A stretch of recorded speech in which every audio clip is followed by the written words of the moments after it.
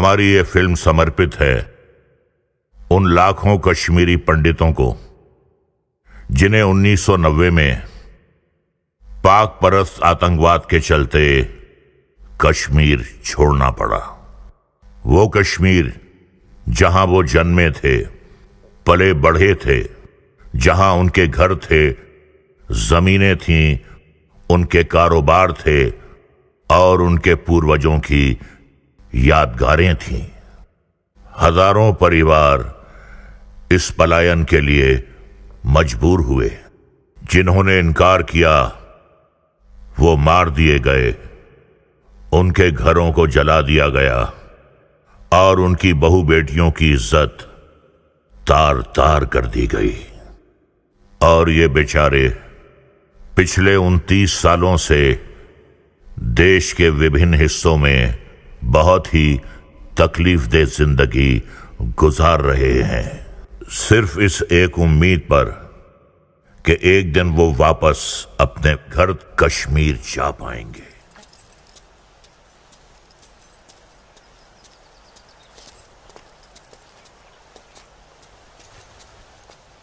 बुरहान, तुम यहाँ क्या कर रहे हो?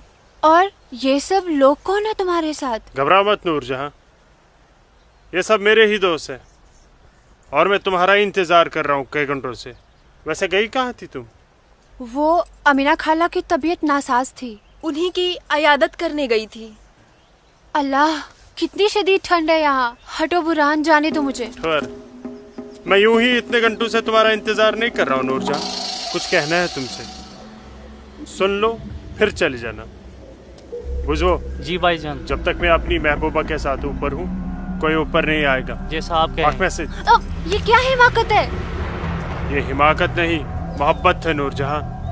कितने सालों से तड़प तड़प के दूर से देखता रहा हूँ तुम्हें, बस अब सब्र नहीं होता। पक ये मोहब्बत नहीं, ये हवस है। तुम्हारी इन्हीं हरकतों की वजह से अब्बू और भाई ने तुम्हें घर में घुस के पीटा था। तब मैं सिर्फ बुरहान था नूरजहां, एक कश्मीरी बेरोजगार नौजवान। अब मैं हूँ एक जहादी कमांडर, बुरहान वानी। तुम जहादी बन गए? सुमाचुक पागल को? हाँ, पागल हो गया हूँ तुम्हारे इश्क में। दीवानों की तरह दर दर भटक रहा था तुम्हारे पीछे पीछे। तुम्हारा लम्स तो क्या, तुम्हारे दीदार तक नसीब नहीं होते थे। तभी अल्लाह के एक बंदे ने मुझे जिहाद का रास्ता दिखाया, और जिस रास्ते पे चलकर जीते जी तुम जैसी परी मेरी आगोश में होगी और मरने के बाद जन्नत की हूरें मेरे सीने से चिपकी होंगी। चलो आज मैं तुमसे निकाह करूंगा। तुम गलत कर रहे हो, छोड़ो।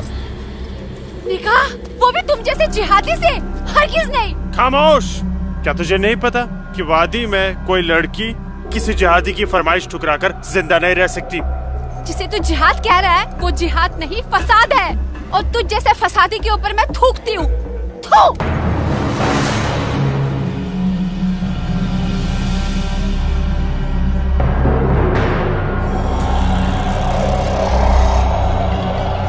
कि तूने मेरे मुंह पर नहीं, अपने सुनहरे मुस्तकबिल पर थूका बदबख्त। अरे चाहता था मैं तुझे अपनी शरीक हयात बना रहा था, लेकिन अब तू मेरे बिस्तर की जीनत बनेगी। और मेरा जब तक दिल चाहेगा मैं तुझे अपनी रखेल बना के रखूंगा, और उसके बाद तू जिहादियों का मन बहलाने के काम आएगी।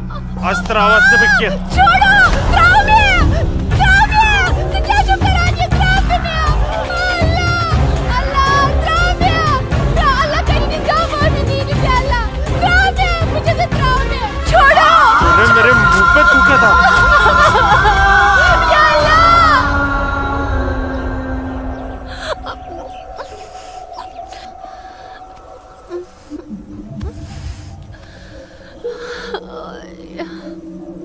बुरहान, तूने मेरे साथ अच्छा नहीं किया।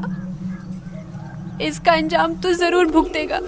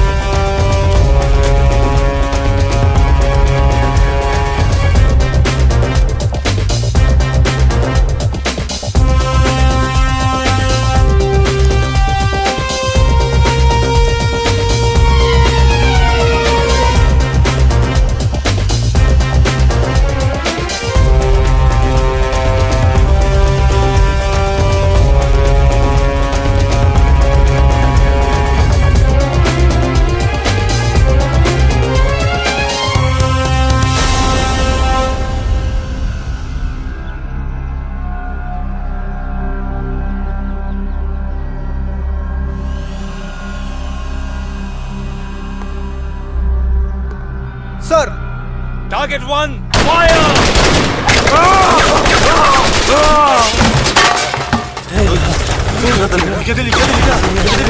ये गोली की आवाज।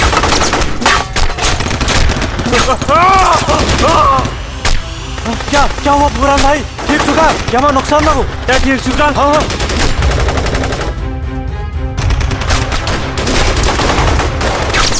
या अल्लाह!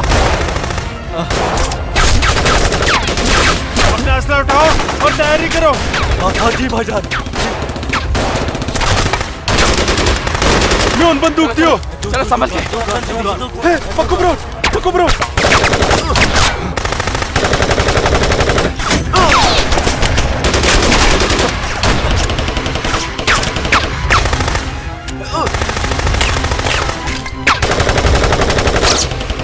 ये सब तेरी वजह से हुआ है। क्या? भाग गई वो लड़की। ये मुखबरी जरूर तेरी उस महबूबा नूरजहां ने की है। बिल्कुल सही कहा, ये उसने किया है।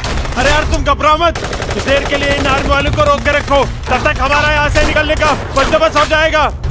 नारे तकबीर! अल्लाहू अकबर!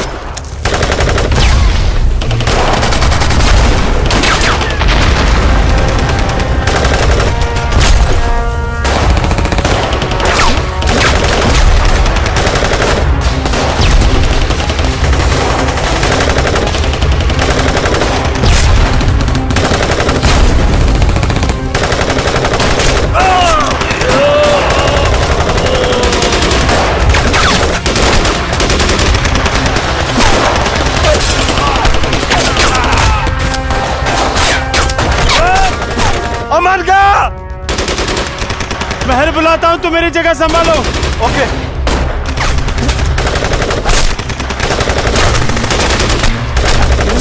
अस्सलाम वालेकुम रहमतुल्लाह। अस्सलाम वालेकुम रहमतुल्लाह। बोलो बुरहान। जनाब, आर्मी ने हमें चारों तरफ से घेर लिया और हमारा एक जहाज भी मारा गया। मैंने तो तुम्हें और तुम्हारे साथियों को एक नई और महफूज जगह रखा था, तो फिर ये आर्मी को कैसे पता चला? जनाब, अभी इन बातों का करने का वक्त नहीं है, हमारे यहाँ से निकलने का बंदोबस्त कर दो। ठीक है, करता हूं मैं कुछ।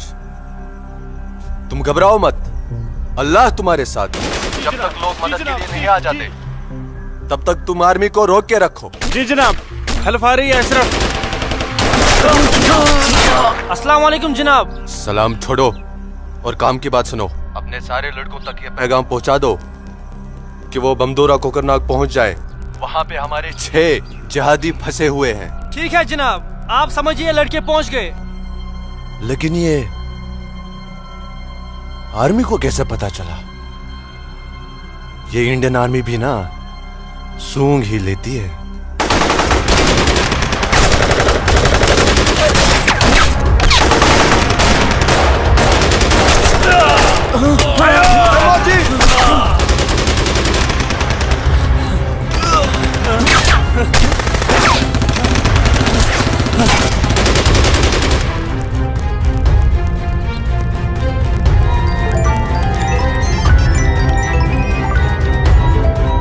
Rosa ke pak video maya.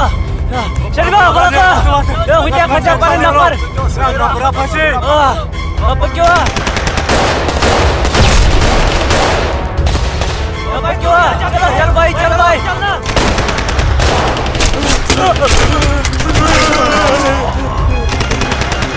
Nare takbir!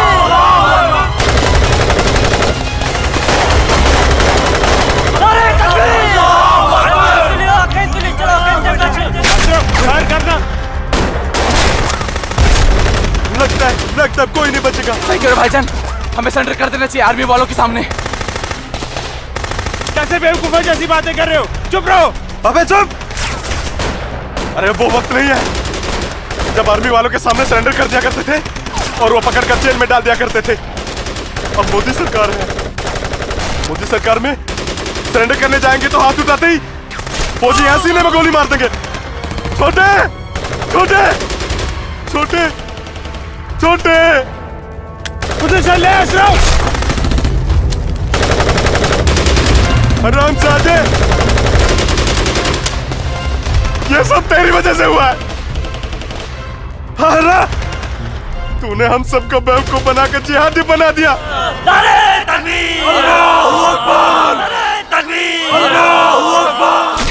क्या कहता था तू? जिहादी बनकर हम घाटी पर राज करेंगे, हमारे पास दौलत होगी, हर एक इंसान हमसे खौफ खाएगा, घाटी की हर एक खूबसूरत लड़की पर हमारा हक होगा। अरे 3 महीने हुए हैं जिहादी बने हुए, और देख देख आज मौत हमारे सामने खड़ी है। हिम्मत मत हार अशरफ, हमारे लिए मदद आती ही होगी। पोजीशन ले तू। या खुदा, मैं क्यों इन लोगों की बातों में आ गया? अच्छा भला इंजीनियरिंग की पढ़ाई कर रहा था। हरामजादे, तूने हमें जिहादी बना दिया। या अल्लाह। देख अशरफ, मदद आ गई है। अशरफ देख।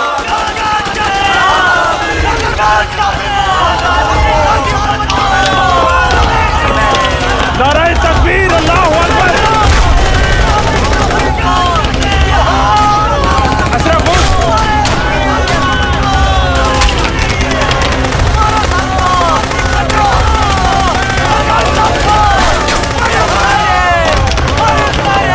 स्टॉप। इन पर गोली चलाने का ऑर्डर नहीं है हमारे पास। इन पर गोली चलाई तो कल ह्यूमन राइट्स का मामला खड़ा हो जाएगा। अशरफ नीचे बैठ। You bastard!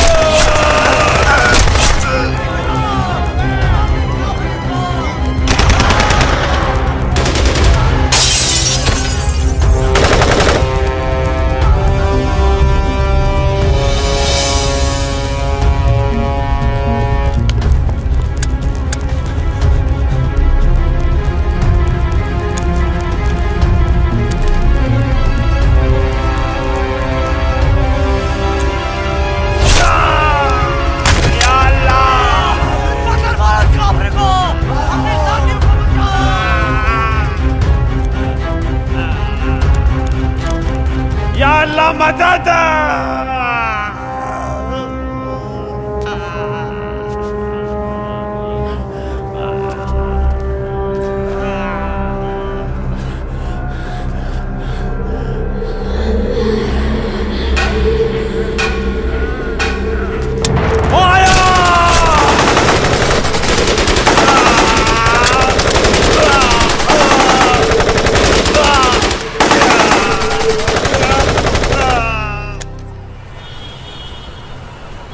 ब्रेकिंग न्यूज में आपका स्वागत है। ये है अब तक की सबसे बड़ी खबर। आज सुबह सिक्योरिटी फोर्सेस ने सूचना मिलने पर कश्मीर के कोकरनाग में एक घर में छुपे 7 आतंकवादियों को घेर लिया। तब आतंकवादियों ने सिक्योरिटी फोर्सेस पर गोलियां चला दी, जिससे सिक्योरिटी फोर्सेस के कई जवान घायल हो गए। उसके बाद सिक्योरिटी फोर्सेस ने जवाबी कार्रवाई करते हुए 4 घंटे की मुठभेड़ में खतरनाक आतंकवादी बुरहान वानी और उसके 6 साथियों को मार गिराया। साल के आखिरी महीने में 6 आतंकी और कम हो गए बाबूजी। हालात बेहद खराब हो गए हैं और इस साल तो 300 से ज्यादा आतंकी जन्नत की हूरों के पास पहुंच गए। ये मोदी सरकार है, आतंकवाद का खात्मा करके ही दम लेगी। आर्मी वालों को खुली छूट दे रखी है। ठीक कह रहे बाबूजी आप। जो हो रहा है वो इस देश के लिए बिल्कुल सही हो रहा है। क्या सही हो रहा है? कितने पीएम आए, कितने पीएम गए, लेकिन हम कश्मीरी पंडितों की हालत वैसी की वैसी है, सुधरी नहीं। ना हम अपने गांव जा पाए और ना ही अपने पुश्तैनी घर। जाएंगे माँ, जरूर जाएंगे। मैं चलता हूँ माँ। नमस्ते। नमस्ते बाबूजी। चलो बेटा, चलो डिम्पी। दादाजी, हमारे पुश्तैनी गांव कहाँ पर है और हम क्यों नहीं जा पा रहे वहाँ पे? अरे बेटा, अभी तुम छोटे हो, जब बड़े हो जाओगे ना तुम्हें पता चल जाएगा। दादाजी, मैं बड़ा हो गया, प्लीज बताइए ना दादाजी, हमारा घर कहाँ पे है? बताता हूँ बेटा। बेटा, घाटी में अनंतनाग जिले में शेखपुरा नाम का एक गांव है। उस गांव का नाम उस जमाने में उमा नगरी हुआ करता था। उसी गांव में हमारा पुश्तैनी घर है बेटा। नहीं, नहीं, कश्मीर मेरा है, हमारा है। कश्मीर हमारा है, नहीं दूंगी। हाँ, कश्मीर मेरा है ना, नहीं दूंगी। ये झंडा हमारा है, नहीं, ये कश्मीर हमारा है। श्यामलाल मैं नहीं काका, दूंगी, मैं नहीं दूंगी। ये पागल लाजो क्या दीनानाथ काका की कोई रिश्तेदार है? नहीं बेटा, ये हमारे कश्मीर के उस हिस्से की रहने वाली एक अभागन है, जो हिस्सा अब पाकिस्तान में है, जिसे पीओके कहते हैं। बहुत छोटी थी, विभाजन के वक्त बेहोशी की हालत में एलओसी के पास गांव वालों को मिली थी। इसे अपनी हवस का शिकार बनाया था पाकिस्तान के उन दरिंदों ने। उसी सदमे की वजह से इसकी हालत आज तक ठीक नहीं हुई। आज भी इसको ऐसे दौरे अक्सर पड़ते रहते हैं। लाजो, क्या हुआ क्या हुआ क्या हुआ क्या हुआ क्या हुआ लाजो? वो लोग मार डालेंगे। कोई नहीं मारे, कोई नहीं मारेगा तुझे। मैं हूं ना, कोई नहीं मारेगा। शांत हो जा, शांत हो जा। कोई नहीं झंडा लेगा तेरा। भूख लगी है ना? भूख लगी, चलो चलो घर चलो, घर चलो, चलो घर चलो। भूख लगी है ना? चलो चलो चलो चलो, घर चलो।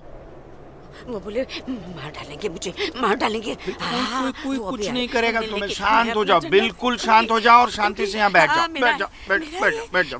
यहाँ रखो झंडा, झंडा यहाँ रखो, झंडा गिर गया झंडा, झंडा संभाल के रखो। भूख लगी है ना तुम्हें? अभी लाता हूँ। कपिला, हाँ आ रही हूँ। सबको मार डालूंगी। बाबूजी आ गए। कपिला, ये लाजो आई है, उसे भूख लगी है, कुछ खाने। अच्छा अच्छा, मुझे भूख कैसी लगी है लाजो? मुझे उधर भी जाना है। लाजो माँ के लिए कुछ खाने को ला बेटा। बोल ना। हाँ हाँ अभी आई। बाबूजी आप कहाँ हो? रहते? बाबूजी मैं आपका कितने हाँ। देर से इंतजार कर रोटी रहा खा के हूँ। झंडा लेके जाना है। हाँ हाँ आ रही हूँ। देख देख देख देख, उधर देख, है वो लोग आ खाओ गए। उधर खाओ देख। खाओ लाजो। रोटी रोटी रोटी। नहीं नहीं तुम खाओ। बाबूजी सूरज भैया कहाँ है? सूरज बाग में होगा।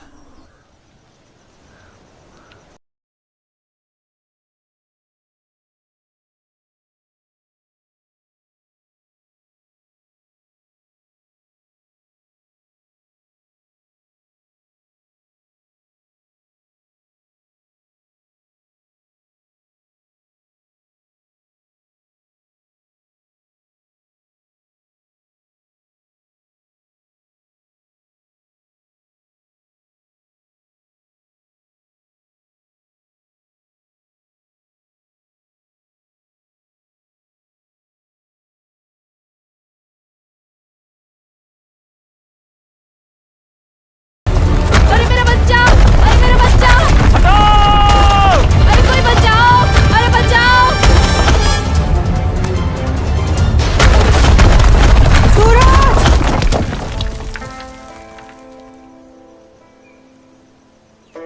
अरे मेरा बच्चा।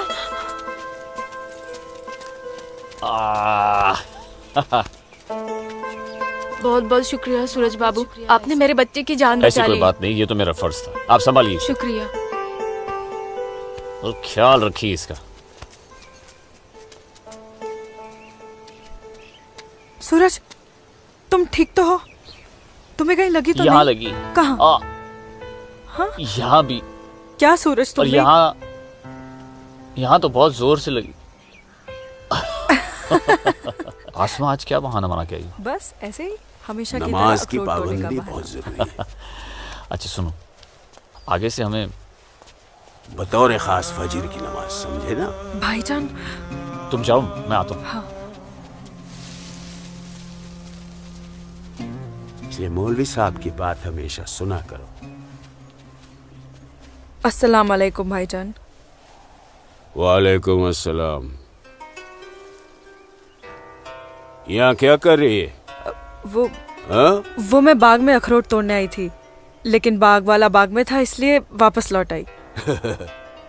फिक्र मत कर, बहुत जल्द ये बाग अपना होने वाला है। भाईजान, दिन में ही ख्वाब देखने लगे आप? तू इसे ख्वाब ही समझ, लेकिन ये ख्वाब बहुत जल्द पूरा होगा, तू देखना। अब चल, घर चल, अम्मी इंतजार कर रही होंगी। वापस जा बोलती हूँ। जा, कश्मीर हमारा। जा, चल जा, चल जा, दाढ़ी नोच लूंगी। मारूंगा एक थप्पड़। भाईजान, चलो निकल जाओ। नहीं तुम लोग भाईजान। यहाँ से चलो। तोड़ दूंगा तेरे। नोच लूंगी तेरी दाढ़ी। औरत है भाईजान, ऊपर से पागल है। जाने दीजिए बेचारी को। हमारा है, चलिए हमारा है कश्मीर, घर मेरा है चलिए। कश्मीर, समझ गए? अब तो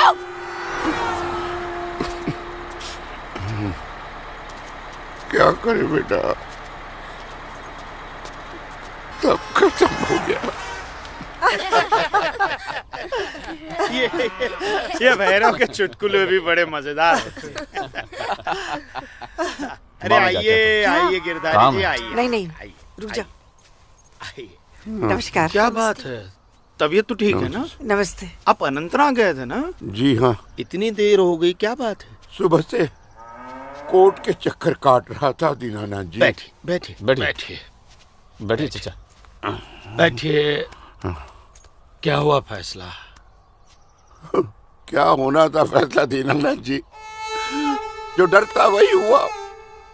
कोर्ट ने मेरी सारी जमीन उस मुस्तफा डार के नाम से कर दी, जो ठेके पर मेरा खेत जोतता था। कुछ नहीं बचा। अब ना तो वो जमीन हमारी रही चाचा जी, और न ही उस जमीन का मुआवजा हमें मिलेगा। क्या करें अब हम? क्या कहूँ, कुछ नहीं कर सकते बेटा। हम हिंदुओं के खिलाफ ये नाइंसाफी धारा 370 की ही देन है। कश्मीरी पंडितों को बर्बाद करने के लिए ही बनाई थी। अब आप ही बताइए दीनानाथ जी, हमारे बच्चों के भविष्य का क्या होगा? गिरधारी जी, संभालिए अपने आप को।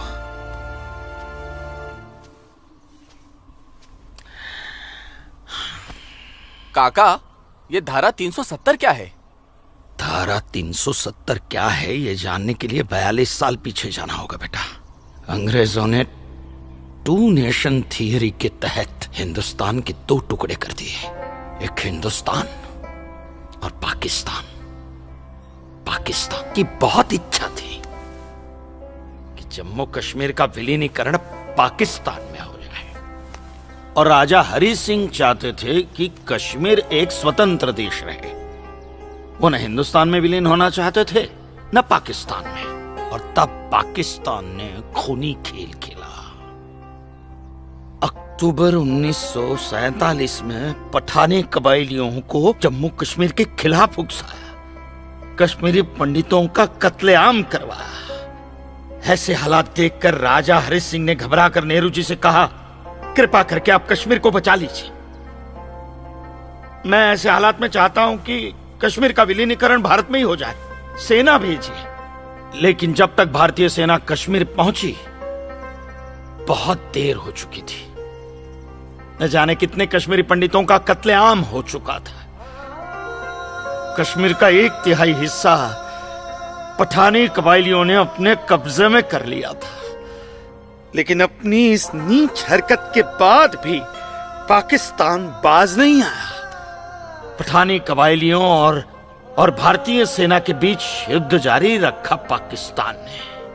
संयुक्त राष्ट्र सुरक्षा परिषद के 3 सदस्य आयोग की रिपोर्ट पर 13 अगस्त 1948 को पठानी कबाइलियों और भारतीय सेना के बीच युद्ध विराम घोषित हुआ, और यह तय किया गया कि कश्मीर समस्या का हल जनमत के आधार पर ही होगा। सितंबर 1951 में मताधिकार के बाद एक बार फिर जम्मू कश्मीर के भारत में विलय की पुष्टि की गई, मगर इसी दौरान शेख अब्दुल्ला ने अपने हाथों से धारा 370 का ड्राफ्ट तैयार किया और नेहरू जी को सौंपा। सरदार पटेल और आम्बेडकर साहब की मर्जी के खिलाफ 1952 में नेहरू जी ने इसे लागू भी कर दिया। इसी धारा 370 की वजह से नेहरू जी ने कश्मीर को एक ऐसा विशेष दर्जा दे दिया जिसमें जम्मू कश्मीर राज्य ने हिंदुस्तान से अपना एक अलग संविधान स्थापित कर लिया। इसी धारा 370 की वजह से हमारे हिंदुस्तान का राष्ट्र ध्वज अलग है और कश्मीर का भी ध्वज अलग। इसी धारा 370 की वजह से कश्मीर की कोई भी महिला यदि भारत के किसी भी अन्य राज्य के नागरिक के साथ शादी करती है तो उस महिला की नागरिकता समाप्त हो जाती है। लेकिन यदि वो महिला अगर किसी पाकिस्तानी नागरिक के साथ शादी करती है तो पाकिस्तानी नागरिक कश्मीर का नागरिक हो जाता है, हिंदुस्तान का नागरिक हो जाता है। इसी धारा 370 की वजह से भारत के किसी भी अन्य राज्य का नागरिक जम्मू कश्मीर में जमीन खरीद नहीं सकता, व्यापार नहीं कर सकता। लेकिन जम्मू कश्मीर का नागरिक भारत के किसी भी अन्य राज्य में जाकर अपना व्यापार कर सकता है, जमीन खरीद सकता है, कुछ भी कर सकता है। अरे ये बिग लैंड एबोल्यूशन एक्ट क्या है पता है? यदि जम्मू कश्मीर का कोई भी मुसलमान जमीन ठेके पर लेकर खेती करता है तो कश्मीर की सरकार उस हिंदू को बिना मुआवजा दिए वो जमीन जबरन उस मुसलमान को दे सकती है। ये है बिग लैंड एबोल्यूशन एक्ट, ये है धारा 370-35 से। और इसी का नतीजा है ये गिरधारी जी का फैसला। और सिर्फ यही नहीं, ये जो सरकार की ऋण निरस्तीकरण योजना है ना, इसके अंतर्गत उन सारे मुसलमानों का कर्जा माफ कर दिया जाएगा जो उन्होंने हिंदुओं से लिया। बताइए। सरकारी नौकरियों में 5% का आरक्षण हम हिंदुओं के लिए किया है। सारे हिंदू कश्मीर से चले जाएं, यही चाहता है पाकिस्तान और यही चाहते थे शेख अब्दुल्ला।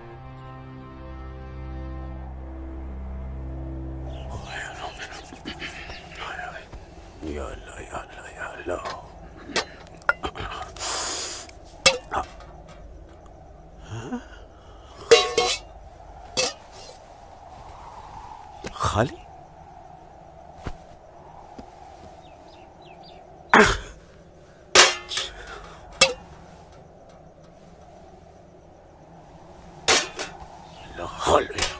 एक रोटी नहीं इस घर में। अल्लाह ताला सब ठीक कर देगा। अम्मी, घर में रोटी है कि नहीं? घर के हालात देख रहा है तू?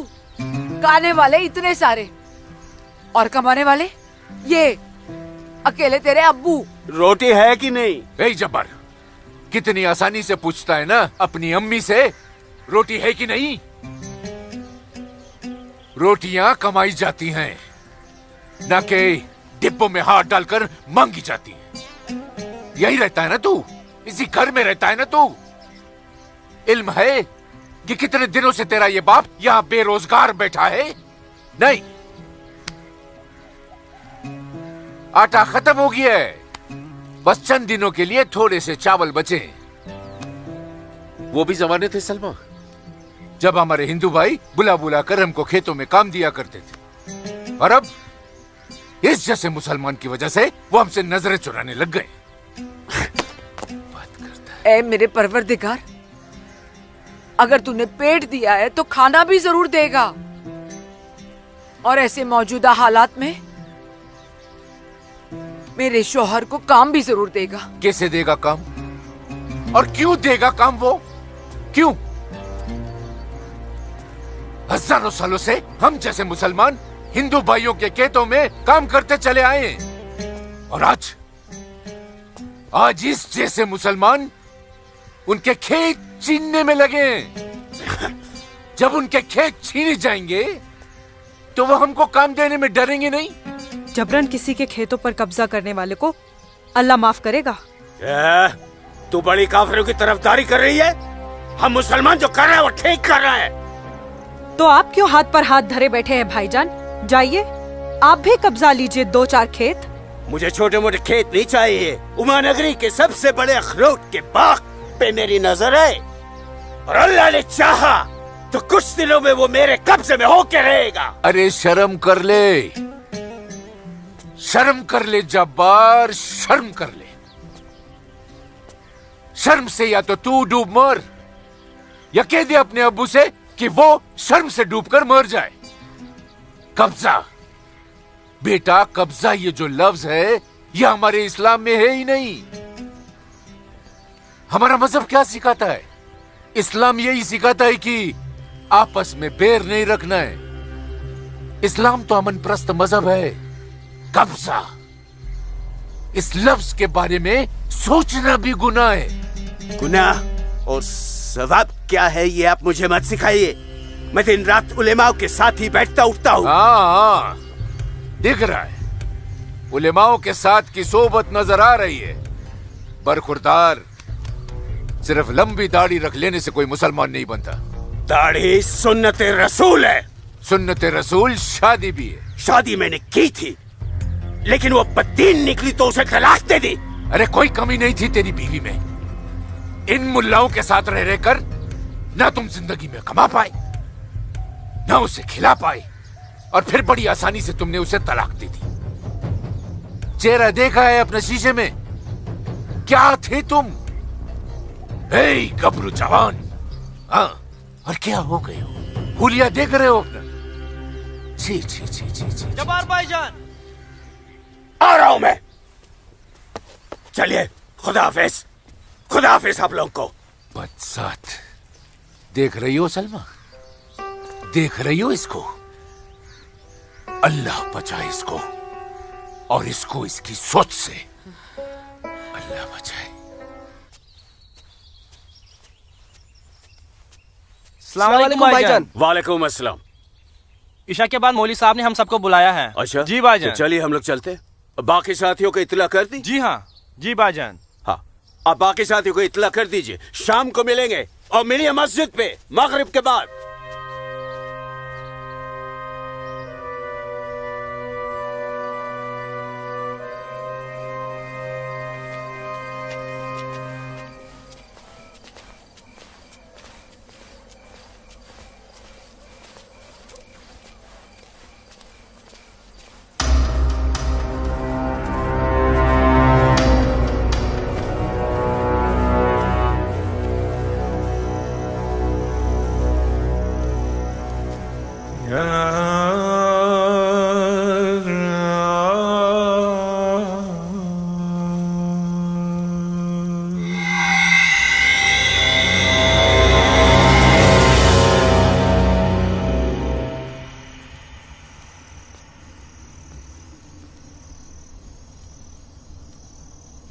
खुशामदीद बिरादरान इस्लाम। आप लोगों को जानकर खुशी होगी कि इस्लाम के सच्चे अलंबरदार पाकिस्तान के साबिक वजीरों की तरह मौजूदा वजीर आजम भी आपके इस खित्ते की आजादी के लिए दुआगो हैं और किसी भी किस्म की मदद के लिए भी तैयार है। हजरत, आपके जम्मू कश्मीर को नापाक काफिरों के चंगुल से बचाने के लिए हमने 1965 में और 1971 में हिंदुस्तान के साथ जंग लड़ी थी, लेकिन हमारी बदकिस्मती रही कि हम कामयाब नहीं हो सके। और दूसरी बदकिस्मती ये रही कि हमारे मशरकी पाकिस्तान को हमसे अलग करके हिंदुस्तान ने एक नया मुल्क बांग्लादेश खड़ा कर दिया। लिहाजा हमारे जख्म तब तक नहीं भरेगा जब तक कि हम कश्मीर को हिंदुस्तान से अलग करके अपने पाकिस्तान में शामिल नहीं कर लेते। मेरे प्यारे मुस्लिम भाइयों, जैसा कि आप सब जानते हैं कि हम तादाद में कम हैं, इसलिए जंग की सूरत में हमारी हार तय है। इसलिए इस बार आपको सामने रहकर ये लड़ाई लड़नी होगी। हम पीछे रहकर आपकी भरपूर मदद करेंगे, तो आप हिंदुस्तान में ऐलान जंग कर दीजिए। लेकिन बिरादरान, एक बात याद रहे, कुछ लोगों के बागी होने से कुछ नहीं होने वाला। पूरे कश्मीरियों को एकजुट होकर हिंदुस्तान के खिलाफ ये लड़ाई लड़नी होगी, तब हम जीतेंगे। लेकिन जनाब, अगर कश्मीरी हिंदुओं ने इस बगावत में साथ देने से इनकार कर दिया तो? उनके पास इसके अलावा और कोई रास्ता भी नहीं है। धारा 370 की वजह से जम्मू कश्मीर के हिंदू घबराए हुए हैं और मुसलमानों का खौफ उनके दिल में बैठा है। इसलिए मुझे उम्मीद है, बल्कि यकीन है, कि वो जरूर आसानी से हमारा साथ देंगे। और अगर किसी ने अपना सर उठाया तो हम उस सर को कुचलने की ताकत भी रखते हैं। माशाल्लाह, माशाल्लाह, आपका जोश देखकर हमारा दिल भाग भाग हो गया बिरादर। शुक्रिया। अगर ऐसा ही जोश हर कश्मीर में भर जाए तो कश्मीर को आजाद होने में देर नहीं लगेगी। आमीन। आमीन। होने वाले आजाद कश्मीर के बासिंदों, अब हम आपसे इजाजत चाहेंगे। आज हमारे कमांडर साहब की सालगिरह है। वाह। और मौलवी साहब, आपको भी दावत है, आप भी हमारे साथ चल रहे हैं। आप भी तो देखिए हमारे पाकिस्तान के हुक्काम किस तरह से जिंदगी का लुत्फ लेते हैं। वाह। नाराए तकबीर, अल्लाहू अकबर, नाराए तकबीर, अल्लाहू अकबर। अरे गोविंद, सेब तैयार हो गए। सूरज। अस्मा, तुम यहाँ? हम तो 2 बजे मिलने वाले थे ना। सूरज, मुझे तुमसे बहुत जरूरी बात करनी थी, इसलिए दोपहर तक का इंतजार नहीं कर सकती थी। ऐसी क्या जरूरी बात थी? सूरज, कल मैं भाईजान का पीछा करते हुए मस्जिद गई थी। वहां मैंने देखा कि मौलवी साहब और 2 पाकिस्तानी उमा नगरी के मुसलमान लड़कों को हिंदुस्तान के खिलाफ बगावत के लिए भड़का रहे हैं। ये पाकिस्तान के पास कुछ काम धंधा तो है नहीं, और ना ही पाकिस्तान की इतनी हिम्मत है और ताकत है कि हिंदुस्तान का कुछ बिगाड़ सके। तुम चिंता मत करो, ये सब करने से कुछ नहीं होगा। हालात की संगीनी को समझो सूरज। वो कुछ कर पाए ना पाए, लेकिन हिंदू और मुसलमानों के बीच नफरत की दीवार तो खड़ी कर सकते हैं। उसका असर मुझे अभी से दिखाई दे रहा है। कोई कितनी भी बड़ी दीवार क्यों ना खड़ी कर दे, हमारा प्यार सारी दीवारें गिरा देगा।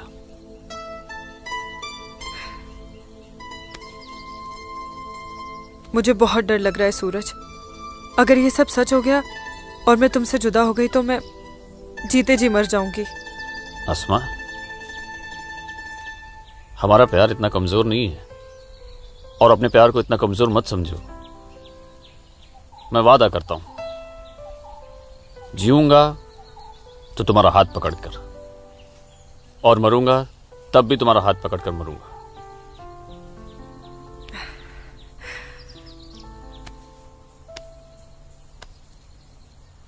हर मुखबर तल जागे मदनो।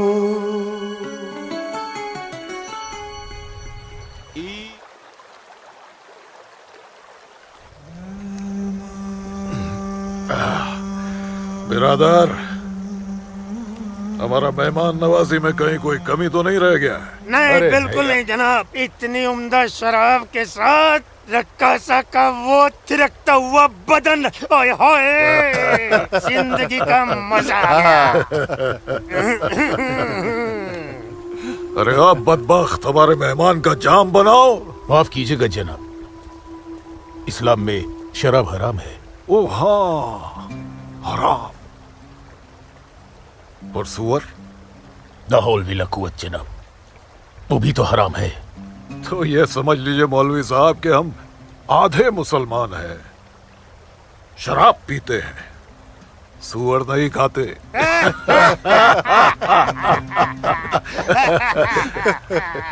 इन दोनों से बहुत तारीफ सुनी है आपकी मौलवी साहब। मकबूजा कश्मीर को भारत से अलग करने में बहुत अहम किरदार निभा रहे हैं आप। मैं इसे अपना फर्ज समझता हूँ। आपने जम्मू कश्मीर के जो 10 गांव हमारे जिम्मे सौंपे थे, उन 10 गांव में हमने हिंदुस्तान के खिलाफ बगावत का भरपूर जहर भर दिया है। जी जनाब, कश्मीर के वो नौजवान मौलवी साहब की वजह से हमारे लिए कुछ भी करने को तैयार हैं। बहुत खूब, बहुत खूब। शाबाश। लाओ।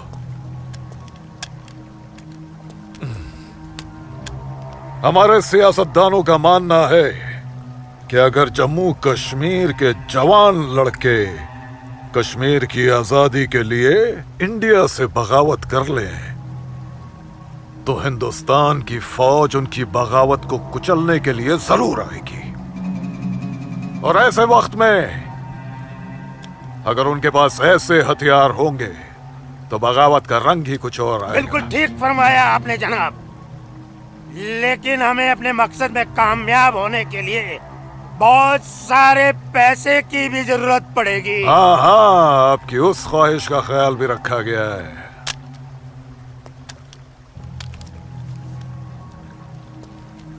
ये देखिए, जम्मू कश्मीर के तमाम बच्चों के लिए असला, बंदूक वगैरह खरीदना मुमकिन नहीं है, तो उनको तलवारें खरीद के दी जाए। उनकी तलवारों के लिए ये पैसा दिया गया है। लीजिए। और एक काम कीजिए जी, इसमें से आधा पैसा आप दोनों आपस में बांट लीजिए। जी बिल्कुल। और आधा मौलवी साहब को दे दीजिए। इनकी नजर इनायत भी हमारे लिए बहुत जरूरी है। जी जी, हक बनता है, इनका हक बनता है। लेकिन जनाब, जी बिल्कुल बिल्कुल। फिर तलवारें खरीदने के लिए पैसे कहाँ से बचेंगे? अरे अपनी जेबों का भी तो ख्याल रखना है। मत खरीदो, मत खरीदो तलवारें। इन बदबख्त कश्मीरियों की आजादी के लिए हम ही सब कुछ करें, वो अपनी कौम और अपने मुल्क के लिए 2 तलवारें तक नहीं खरीद सकते। ये कैसी बगावत है, लानत है। अरे सुन सुन, रुक जा, रुक जा। मदरसे में अच्छी तरह पढ़ाई करना। अम्मी, मदरसे के साथ साथ इन्हें स्कूल भी भेजा करो। कभी जिंदगी में कुछ करना चाहेंगे तो स्कूल की पढ़ाई काम में आएगी। नहीं अम्मी, हम स्कूल में नहीं पढ़ने जाएंगे अम्मी। क्यों बेटा? हाफिज जी कहते हैं जहाँ काफिरों के बच्चे पढ़ते हैं वहाँ मत पढ़ा करो। सुना आपने अम्मी? छोटे छोटे बच्चों के जहन में कैसी नफरत भर रहे हैं ये लोग। ऐसे मदरसों में पढ़कर आखिर इनका मुस्तकबिल क्या होगा? नमस्ते कौल साहब। नमस्ते इस्लामुद्दीन, कैसे हो? ठीक हूँ दीनानाथ जी। बैठो। जी शुक्रिया। अरे ऊपर बैठो, नीचे क्यों बैठ रहे हो? जैसे आप कहें। बैठो। अरे वो इस्लामुद्दीन है, तुम डरो मत। इस्लामुद्दीन कुछ नहीं करेगी वो। बैठो। कपिला, ला जाओ, ऐसे नहीं करते। ये अच्छा आदमी नहीं, दाढ़ी वाला। ले जाओ इसे। ये अच्छा आदमी नहीं। लाजो क्या कर रही है? नहीं, तो लाजो क्या कर रही है? अरे ये वो नहीं है, ये अच्छा आदमी नहीं है। मैं कहती हूँ उसको निकालो इधर से, निकालो। कुछ नहीं करेगी। नोच डालो साले की दाढ़ी, नोच डालो। उसकी बात का बुरा मत मानना इस्लामुद्दीन। तुम जानते हो वो दाढ़ी देखकर अपना आपा खो बैठती है। जानता हूँ जनाब, बहुत जुल्म हुआ है बेचारी के साथ। कहो क्या काम था? बस मालिक, वो आपके अखरोट की फसल की बात करने आया हूँ। इस साल कितना दाम दोगे? मैं क्या बताऊं, पिछले साल 4 लाख दिए थे। हाँ, इस बार 50,000 और बढ़ा दीजिए। 50,000? नहीं बाबूजी, इस बार 7 लाख रुपए से 1 रुपया कम नहीं लेंगे हम। 7 लाख तो बहुत ज्यादा होते हैं सूरज बाबू। मैं क्या पूरा गांव नहीं दे पाएगा? ना दे, मैं अपनी फसल खुद जम्मू की मंडी में लेकर जाऊंगा। वहां मुझे इसके दुगने दाम मिलेंगे। ठीक है, तो फिर मैं सोच के बताता हूँ। चलता हूँ जनाब। 7 लाख चाहिए इन्हें। बाबूजी, अगर ये 6.5 लाख रुपया दे तो ही हाँ करिएगा, नहीं तो मैं तो जम्मू जा ही रहा हूँ। ठीक है।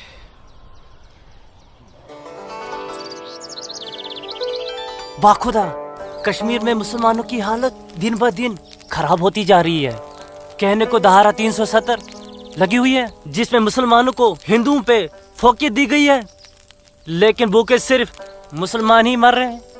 सच कह रहे हो इस्लाम भाई, ठेके पे खेत देना तो दूर, अब तो ये हिंदू हमें खेतों में मजदूरी भी नहीं करने देते। मजदूरी छोड़ो, अब तो वो लोग हमारे साथ खरीदो फरोख्त से भी गुरेज कर रहे हैं। दीननाथ कौल के पास गया था मैं आज अखरोट की फसल खरीदने, लेकिन उसके साहबजादे ने साफ इनकार कर दिया। कहने लगा मैं अपनी फसल जम्मू की मंडी में जाके बेचूंगा। अगर यही हालात रहे तो अपने बच्चे तो भूखे मर जाएंगे इस्लाम भाई। इसीलिए तो आप लोगों को बुलाया है। सोचो आगे क्या करें। आप ठीक कह रहे हैं, कुछ तो करना पड़ेगा हमें। अल्लाह मालिक है। चचा। हाँ बेटा। जम्मू वाली बस गई तो नहीं? नहीं, अभी तो गई नहीं, बस आती ही होगी। सूरज, सूरज। अरे लाजो माँ, जम्मू जा रहे हैं ना? हाँ जम्मू जा रहा हूँ। जम्मू भूख भूख भूख भूख भूख लगी? क्या खाओगे? क्या खाओगे? तू खाना खाना। मैं मुझे भूख नहीं है, मैं खाना खा के आया हूँ। माँ को जानती हो ना, खाना खा के आया हूँ, भूख लगेगी जम्मू जाके खा लूंगा। हाँ लाजुमा जल्दी घर जा, माँ बाबूजी इंतजार कर रहे। खाना खाना हाँ खाना खा लूंगा। Okay bye. खाना।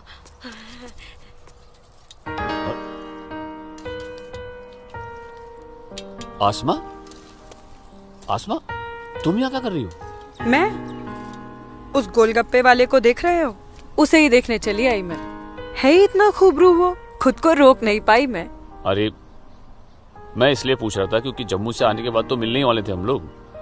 तो ठीक है, वापस चली जाती हूँ। अरे आसमा अब आई गई तो ठीक से दीदार तो करने दो।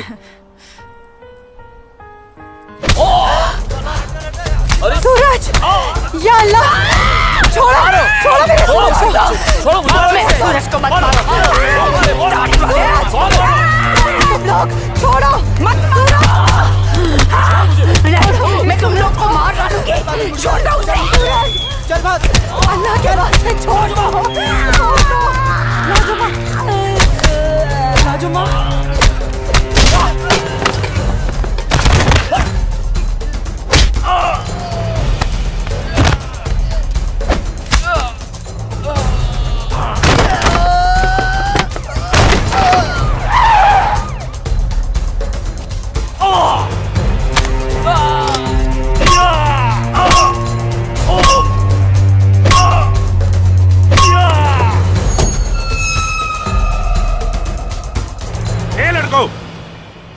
क्या गुंडागर्दी हो रही है?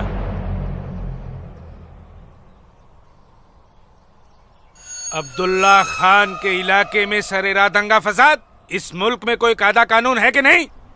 कमबख्तों ने सड़क को जंग का मैदान बना रखा है। सूरज, हवलदार खड़े क्या हो? डालो सबको गाड़ी में। सूरज, इन्होंने जी को बताना पड़ेगा।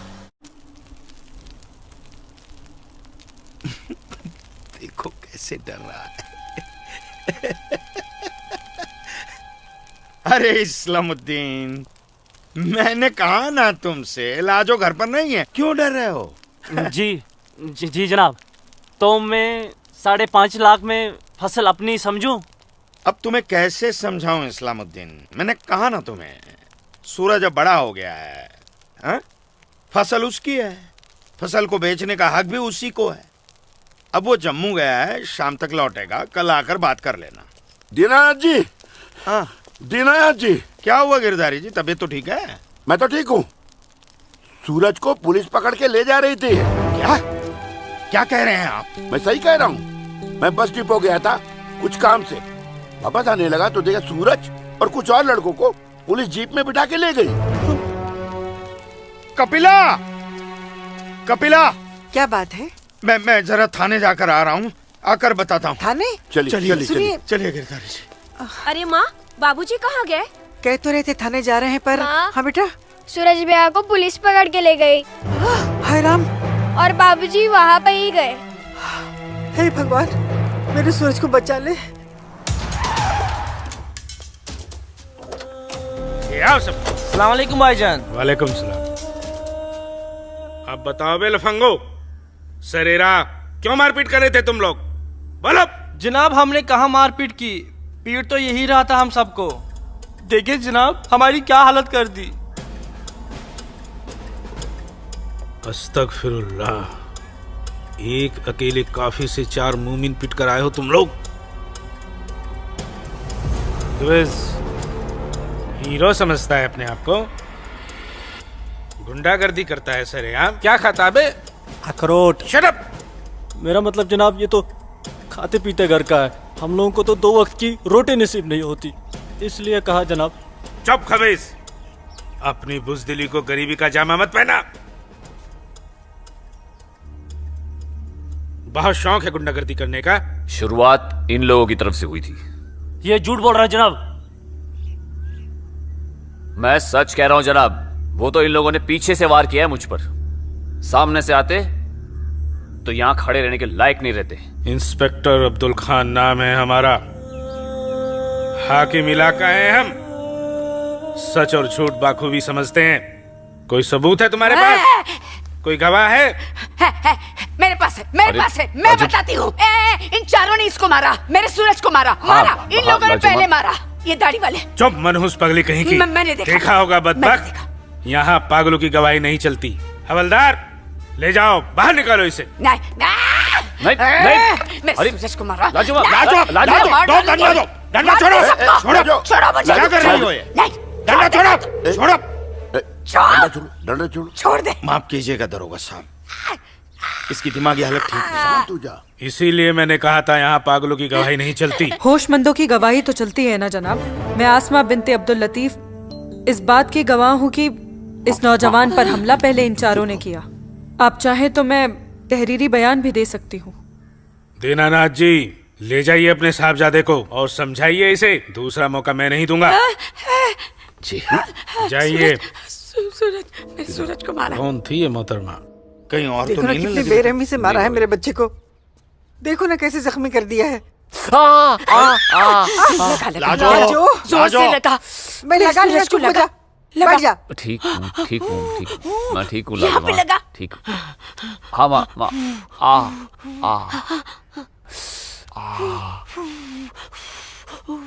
बाबूजी, मैं सच कह रहा हूँ, इसमें मेरी कोई गलती नहीं है। मैं जानता हूँ बेटा, कश्मीर की परिस्थिति ठीक नहीं है बेटा।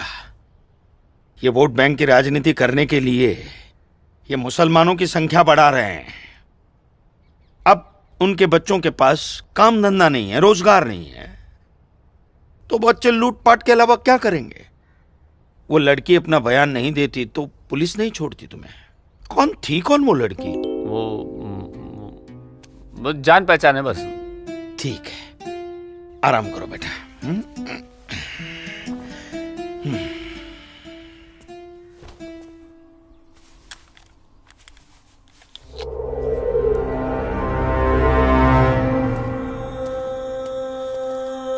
जनाब आदाब। अब्दुल जब्बार, कैसे हो मियाँ?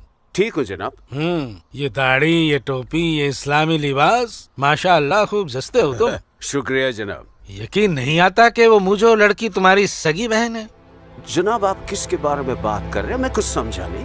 मैं आसमा की बात कर रहा हूँ, तुम्हारी बहन आसमा की। कल उसकी गवाही की बदौलत 4 मुसलमान भाइयों को बड़ी बेरहमी से पीटने वाले एक काफिर को मुझे रिहा करना पड़ा। क्या नाम था उसका?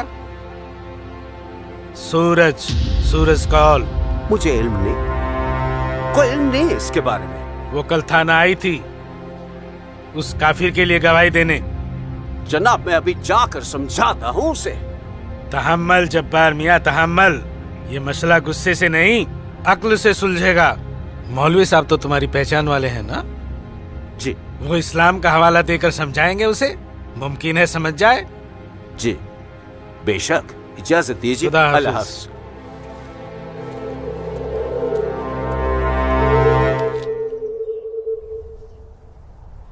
सिर्फ नाम की मुसलमान हो तुम, शर्म नहीं आई तुम्हें मुसलमानों के खिलाफ जाकर एक काफिर की हिमायत करते हुए? मैंने किसी की हिमायत नहीं की है मौलवी साहब, सिर्फ सच बोला है। तुम शायद इस्लाम के अहकाम से वाकिफ नहीं हो। तुम्हारा पहला फर्ज अपने इस्लामी भाइयों की मदद करना था, ना कि उनके खिलाफ बोलना। ये आपका फरमान है, कुरान का नहीं, और ना ही हमारे नबी हजरत मोहम्मद सल्लल्लाहु अलैहि वसल्लम ने ऐसा कुछ फरमाया है। क्या बकती हो बदजुबान लड़की?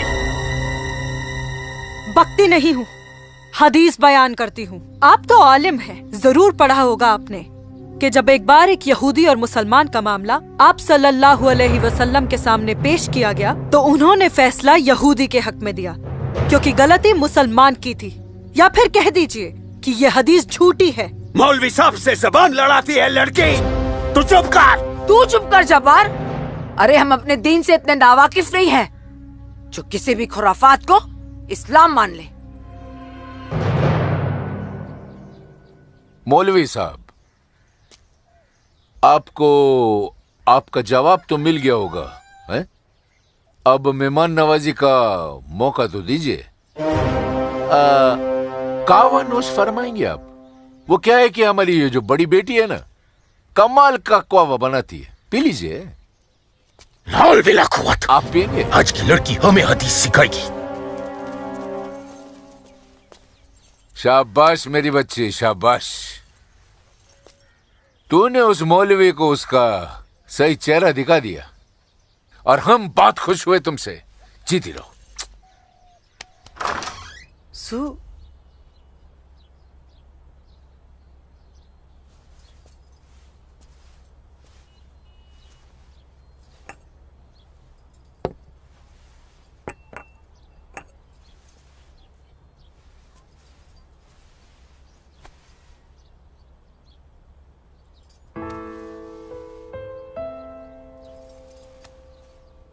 सूरज, माँ कब आई आप? मैं तो अभी आई बेटा। कैसा है? आपका बेटा हूँ माँ। ये मामूली चोट से मुझे क्या होगा? मैं जानती हूँ मेरा बेटा हिम्मत वाला है। तभी तो एक मुसलमान लड़की से शादी करने की बात अपनी जबान पर ले आया। माँ, हिंदू मुसलमान तो हम खुद बने हैं। भगवान ने तो हमें इंसान बनाया है। आसमां बहुत अच्छी लड़की है माँ, और वो मुझसे बहुत प्यार करती है। और तुम? मैं भी, अपनी जान से भी ज्यादा। हे भगवान, ये तुमने क्या कर दिया सूरज? मैंने कुछ नहीं किया माँ, ये तो बस हो गया। पता ही नहीं चला कि हम दोनों कब इतने करीब आ गए। माँ, मैं आसमां से शादी का वादा कर चुका हूं। अगर मैंने अपना वादा पूरा नहीं किया तो वो टूट जाएगी और मैं भी जिंदा नहीं रह पाऊंगा। भगवान ना करे, कैसी बातें कर रहा है तू? तू उसे बहुत प्यार करता है ना? ठीक है, मैं भी तेरे साथ हूं। लेकिन समाज क्या कहेगा बेटा? माँ, मुझे समाज की कोई परवाह नहीं है, मुझे अपने परिवार की परवाह है।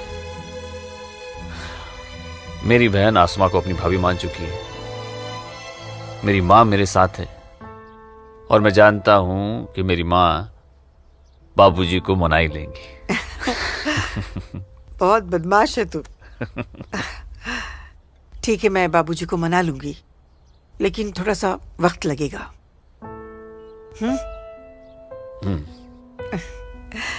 चल दूध पी ले।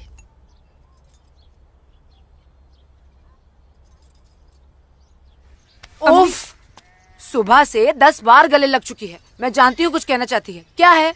माँ हो ना, चेहरा पढ़ लेती हो। वाह वाह वाह वाह वाह, सब कुछ बात करना बच्ची, खर्चे की बात मत करना। घर में एक पैसा नहीं। सुनो ना अम्मी। अम्मी, अम्मी, एक बात पूछूं अम्मी? बोलो। आप बुरा तो नहीं मानोगी? अरे बोल ना। अम्मी, क्या एक मुसलमान लड़की एक हिंदू लड़के से मोहब्बत कर सकती है? कर सकती है, कर सकती नहीं मेरी बच्ची, कर चुकी है। वरना उस लड़के के हक में बोलने की हिम्मत नहीं रखती। अम्मी, सब कुछ जानते हुए भी आपने मुझे कुछ नहीं कहा। तेरी माँ हूं ना, अपनी बच्ची की खुशी चाहती हूँ। अम्मी, अम्मी, सूरज मुझसे शादी करना चाहता है। आपको कोई एतराज तो नहीं? मुझे कोई एतराज नहीं, तेरे अब्बू को भी मना लूंगी। लेकिन तेरे नसीब का क्या करूं? तूने एक मुसलमान के घर में जन्म लिया है, और ये कौम के ठेकेदार तुम दोनों को जीने नहीं देंगे। तुम दोनों को मार देंगे बच्ची, मार देंगे। लेकिन अम्मी, हम एक दूसरे के बिना जी भी तो नहीं सकते। तुम दोनों एक दूसरे के साथ रहना चाहते हो ना, तो तुम दोनों यहाँ से बहुत दूर चले जाओ, जहाँ लोग तुम्हें हिंदू मुसलमान नहीं, सिर्फ इंसान समझे। भाग जा मेरी बच्ची, भाग जा। मेरी बच्ची भाग जा।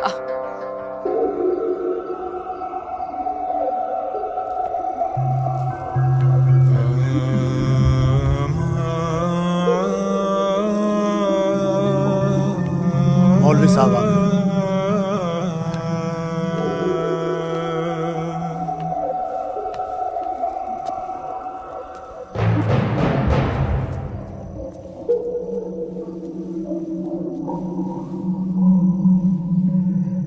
हजरात, वो वक्त आ चुका है जब तुम सभी को अपने जम्मू कश्मीर को आजाद कराने के लिए हिंदुस्तानी हुकूमत के खिलाफ बगावत की आवाज बुलंद करनी होगी। नाराए तकबीर! उमा नगरी के तो हर घर में बगावत की तैयारियां चल रही हैं और अब आप लोगों का फर्ज बनता है कि मौलवी साहब की हिदायत के मुताबिक जम्मू और कश्मीर के बाकी बचे हुए शहरों और गांवों में जाकर लोगों को बगावत के लिए तैयार करें। दोस्तों, हिंदुस्तान की सरकार तुम्हारी इस बगावत को कुचलने के लिए अपनी फौज जरूर लगाएगी और ऐसे हालात में उनसे मुकाबला करने के लिए आप लोगों को हथियारों की जरूरत पड़ेगी और ये रहे वो हथियार।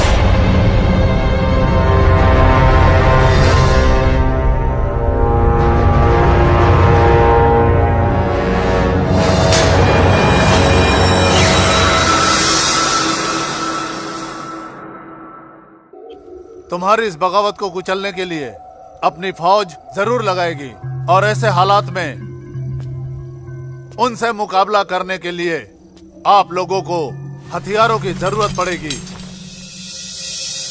लीजिए बिरादर, ये असला आपका है। चलो बस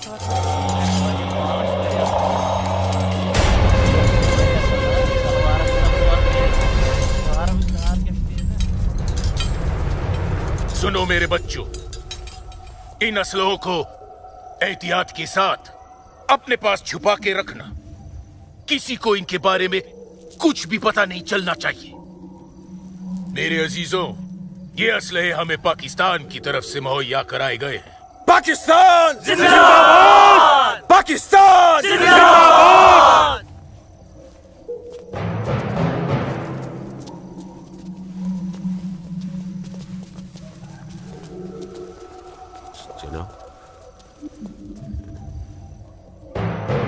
ऐसे हमें क्या देख रहे हो बिरादर? जनाब अली, मौलवी साहब ने कहा था कि आप हमें थोड़े पैसे भी देंगे। क्यों मौलवी साहब? जनाब, यहाँ के मौजूदा हालात की वजह से लोग दाने दाने के लिए मोहताज हो गए, इसलिए मैंने इससे कहा था कि मैं इसे थोड़े पैसे दिलवाऊंगा।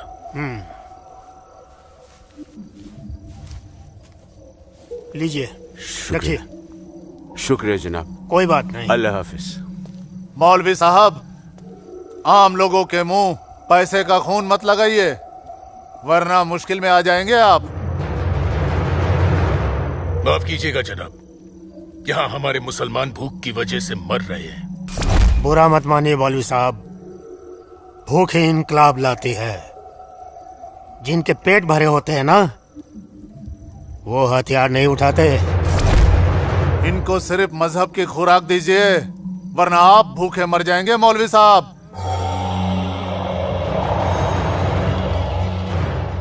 अमीजान, अमीजान, जब्बार, अमीजान, जब्बार, अमीजान, ये कुछ पैसे हैं, आप रख लीजिए।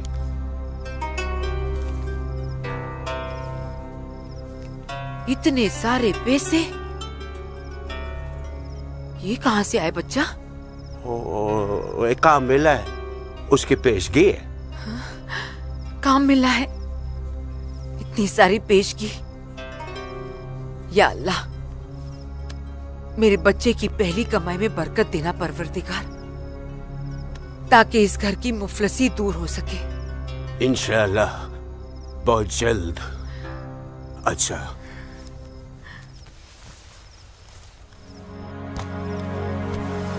बच्चा,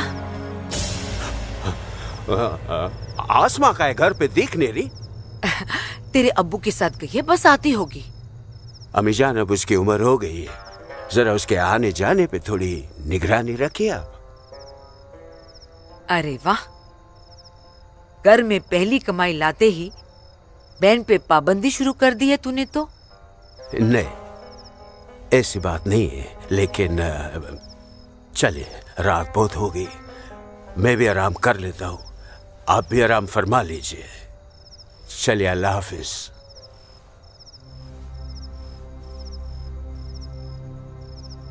अल्लाह हाफिज।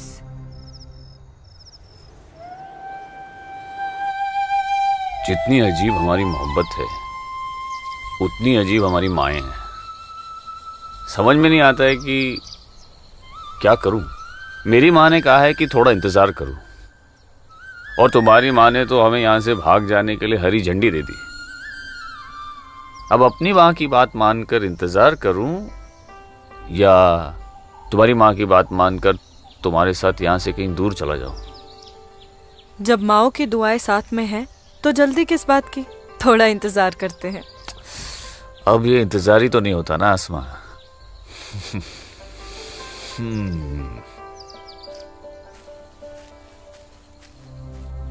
आसमा और इस काफिर के साथ? सुनो आसमा, करीब आओ जरा। अनवर, हमारे पास वक्त बहुत कम है और मकसद बहुत बड़ा। जी हाँ। भाईजान। हाँ? जब्बार भाईजान। अरे भाई, भागते क्यों आ रहे हो? यहीं रुके आप लोग। मौलवी साहब आ रहे पीछे पीछे। परसों जुम्मे की नमाज के बाद हम पंडितों की बस्ती में चलेंगे और उन्हें हिंदुस्तान की सरकार के खिलाफ बगावत करने के लिए समझाएंगे। लेकिन भाईजान, अगर वो नहीं माने तो? नहीं माने तो मौलवी साहब उन्हें समझाएंगे। अगले जुम्मे की नमाज बगावत तय है। मेरा यकीन करो, हिंदू लोग मानेंगे, जरूर मानेंगे। आदाब आदाब आदाब। और अगर नहीं माने तो इंशाल्लाह हम मुसलमान अकेले ही काफी है हिंदुस्तान को हिलाने के लिए। बेशक बेशक। बस तुम सब लोग पूरी तैयारी में रहो। अगले जुम्मे तक हमारी मदद के लिए पाकिस्तानी फौज भी सरहद पहुंच जाएगी। इंशाअल्लाह अगले जुम्मे तक हमारी तकदीर बदल जाएगी। आमीन सुम्मा आमीन सुम्मा आमीन। भाईजान, जबर भाईजान, चल के देखिए आपकी बहन अस्मा पंडित दीनानाथ के लड़के सूरज के साथ उसके बागात में क्या कर रही है। उस काफिर पंडित के बच्चे की इतनी हिम्मत। आज मैं अम्मी को बता कर आई हूँ, इसलिए जाने की कोई जल्दी नहीं, आराम से चली जाऊंगी। ये तुमने अच्छा किया, अम्मी को बता कर आई। भाईजान, तू यहाँ क्या कर रहा है मेरी बहन के साथ? ये तो अपनी बहन से पूछ। सूरज, तू चुप हो जा। तुझे शर्म नहीं आती बेहया? काफिर के साथ इश्क लड़ाती है। इसी के साथ मुझे अपनी सारी जिंदगी बितानी है। चुप कर लड़के। जब्बार। भाईजान, अम्मी की रजामंदी से मैं इसके साथ हूँ, समझे आप? क्या? चलो सूरज, सूरज चलो यहाँ से, चलो। अम्मी की रजामंदी, अम्मी की रजामंदी। अगर ये सच है, अकल से काम लो जब्बार। तो छोड़, मैं आसमा और अम्मी दोनों को। थोड़ा सा सोचो जब्बार, पंडित के लड़के से तुम्हारी बहन की दोस्ती हमारी बगावत में फायदा पहुंचा सकती है। मुझे फायदा वेदा नहीं देखना। मेरी बहन काफिर के साथ इश्क लड़ा रही है, मुझसे गवारा नहीं होता। तुम्हारी बहन ही नहीं, वो हमारी भी बहन है। बस कुछ दिन इंतजार करो, फिर वो काफिर का बच्चा होगा और हमारी तलवारें होगी।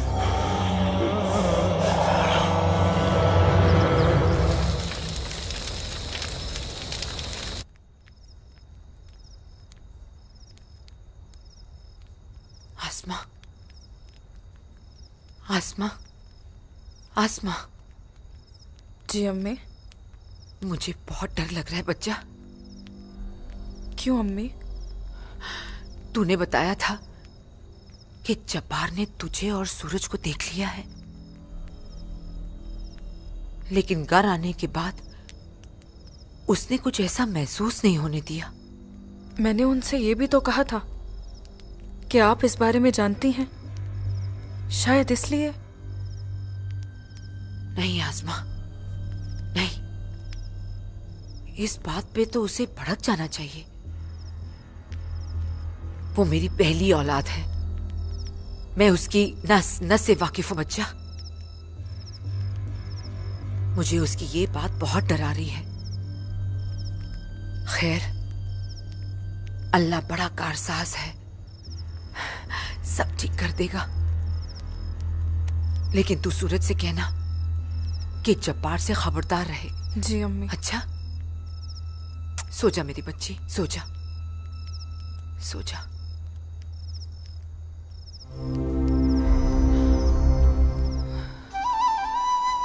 अरे पी लेना, थोड़ी सी दवाई बची है, जल्दी से। चलो अच्छा बच्चा पी ले। क्या करते हो बेटा तुम भी ना? आज मैं सूरज भैया के साथ ही बाग में जाऊंगा, बाबूजी के साथ नहीं जाऊंगा।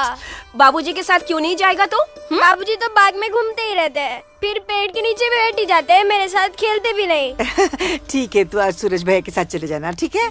तुझे खेलने के लिए बाग में ही क्यों जाना है? यहाँ आंगन में नहीं खेल सकता? माँ। अच्छा बेटा तू चले जाना ना भैया के साथ। ये लो। भैया इसे अपने साथ लेके ही नहीं जाएंगे। नहीं बेटा तू भैया के साथ ही जाएगा। तू इसे क्यों तंग कर रही है? जा, कोई काम नहीं है क्या? बाबूजी के लिए नाश्ता और चाय लेकर आ, जा ना। तेरे को तो मैं बाद में देखती हूँ। सूरज कहाँ है? वो नहा रहा है। अच्छा दीनानाथ जी। आइए आइए आइए गिरधारी जी, आइए। नमस्ते। नमस्ते। नमस्ते गिरधारी जी। गांव के कुछ मुसलमान मौलवी साहब के साथ मिलकर हम लोगों के साथ कोई वार्तालाप करना चाहते हैं। आप जरा चल के देख लीजिए क्या बात है। ठीक है जी, मैं आता हूँ। ठीक है, चलिए चलता हूँ। आइए। माँ। हाँ बाबूजी कहाँ गए? गांव के कुछ लोग आए थे, उनके साथ गए हैं। अरे तू एक काम कर, नाश्ता यहाँ रख दे, जब सूरज आएगा तो खा लेगा। तुझे तो मैं बाद में देखती हूँ। अरे चल ना, इसके पीछे पड़ी रहती है। आजा बेटा। मैं इस मजलिस में अपने तमाम कश्मीरी भाइयों का खैर मकदम करता हूँ और गुजारिश करता हूँ कि आज वो कौम, जात और मजहब से बलातर होकर मेरी फरियाद बागौर सुने।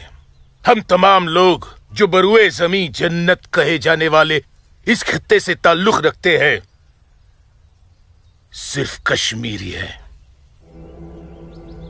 हिंदुस्तान हमारे कश्मीर को अपना गुलाम बनाना चाहता है। हालांकि हमारे कश्मीर का अपना अलग झंडा है, कानून है, मगर हिंदुस्तान जबरदस्ती अपना कानून हम पर नाफिज करना चाहता है। लेकिन हम ऐसा हरगिज नहीं होने देंगे। हमें अपने कश्मीर को हिंदुस्तान से आजाद कराना है। इसलिए बगावत ही एक ऐसा रास्ता है जो हमें हमारा हक दिला सके। लिहाजा आज हम सबको इस मजलिस से बगावत का ऐलान करना होगा।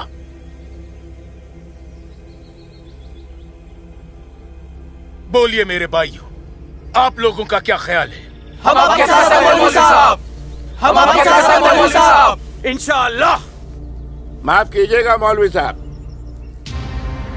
इस बगावत में हम आपके साथ नहीं है। क्यों दीनानाथ जी? बिल्कुल ठीक कह रहे हैं आप गिरधारी जी। मौलवी साहब, कश्मीर हिंदुस्तान से कभी अलग नहीं था। कश्मीर हिंदुस्तान का ही था, हिंदुस्तान का ही है और हिंदुस्तान का ही रहेगा। और एक बात सुन लीजिए, हम लोग खून खराबे और बगावत के हक में बिल्कुल नहीं है। और हिंदुस्तान के साथ रहने में ही हमारी भलाई है। बिल्कुल सही। हिंदुस्तान एक तरक्की पसंद मुल्क है और हम इस मुल्क के साथ रहकर तरक्की करना चाहेंगे। और अगर ऐसा हमने नहीं किया तो चीन, पाकिस्तान हमें जीने नहीं देंगे। समझ रहे हैं आप लोग? अब्बू अब्दुल लतीफ, हम यहाँ हिंदुओं को समझाने आए हैं, मुसलमानों को नहीं। मेरे हिंदू भाइयों, मेरी बात गौर से सुनिए। अगर हम हिंदुस्तान से अलग होते हैं, एक अलग मुल्क बनाते हैं, तो पाकिस्तान हमारी भरपूर मदद करेगा। वो पाकिस्तान जो अपनी आवाम का पेट नहीं भर पा रहा है, वो हमारी मदद करेगा, हमारे काम आएगा। और चीन तो वो अजगर है जो हिंदुस्तान से कश्मीर के अलग होते ही पूरे कश्मीर को साबुत निकल जाएगा। हम कभी हिंदुस्तान से अलग नहीं हो सकते, क्योंकि कश्मीर हिंदुस्तान का अहम हिस्सा है। कश्मीर को हिंदुस्तान का हिस्सा होने का क्या हक है? क्या फायदा क्या?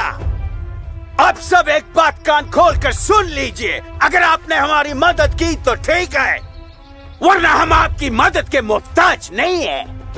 बड़े हिमायती बनते हैं हिंदुस्तान के, लेकिन बहुत जल्द हम अपने कश्मीर को हिंदुस्तान के चंगुल से छुड़ा लेंगे, इंशाअल्लाह। बकवास बंद कर जब्बार। 1 मिनट, कश्मीर तुम्हारा नहीं है, कश्मीर हम पंडितों का है। कभी था, अब कश्मीर हमारा है। ऐसा ख्वाब भी मत देखिएगा। ख्वाब तो हम देख चुके बरखुरदार, अब बहुत जल्द उस ख्वाब की ताबीर को सच होता हुआ देखेंगे। वो दिन कभी नहीं आएगा। तू रोकेगा हमें? हाँ, मैं रोकूंगा। हाँ, मैं रोकूंगा। आजा, चल, छोड़ो।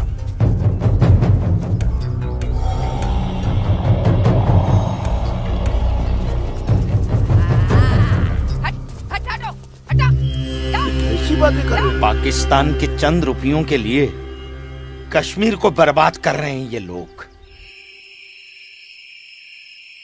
हम यहाँ तुम दोनों की जानिब से खुशखबरी की उम्मीद लगाए बैठे हैं, और तुम दोनों हमें यह मनूस खबर दे रहे हो कि हम पूरी तरह नाकाम हो गए। जी जनाब, कश्मीरी पंडितों ने हमारा बिल्कुल भी साथ नहीं दिया है, बल्कि हिंदुस्तान की हुकूमत तक हमारे प्लान की खबर तक पहुंचा दी गई है, जिसकी वजह से ये सब हुआ है। ला हौल वला कुव्वत।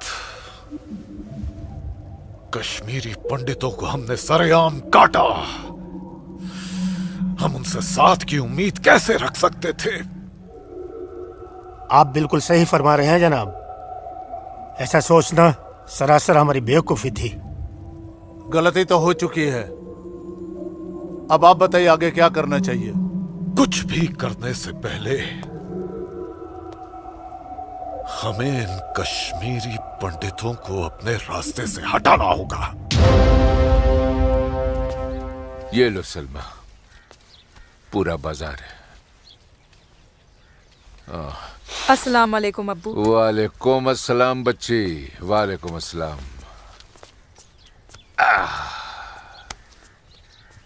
अरे वाह,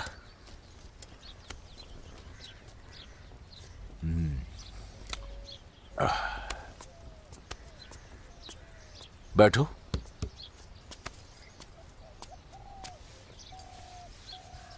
अब्बू, हिंदुओं ने बगावत के लिए क्यों मना कर दिया? बेटी,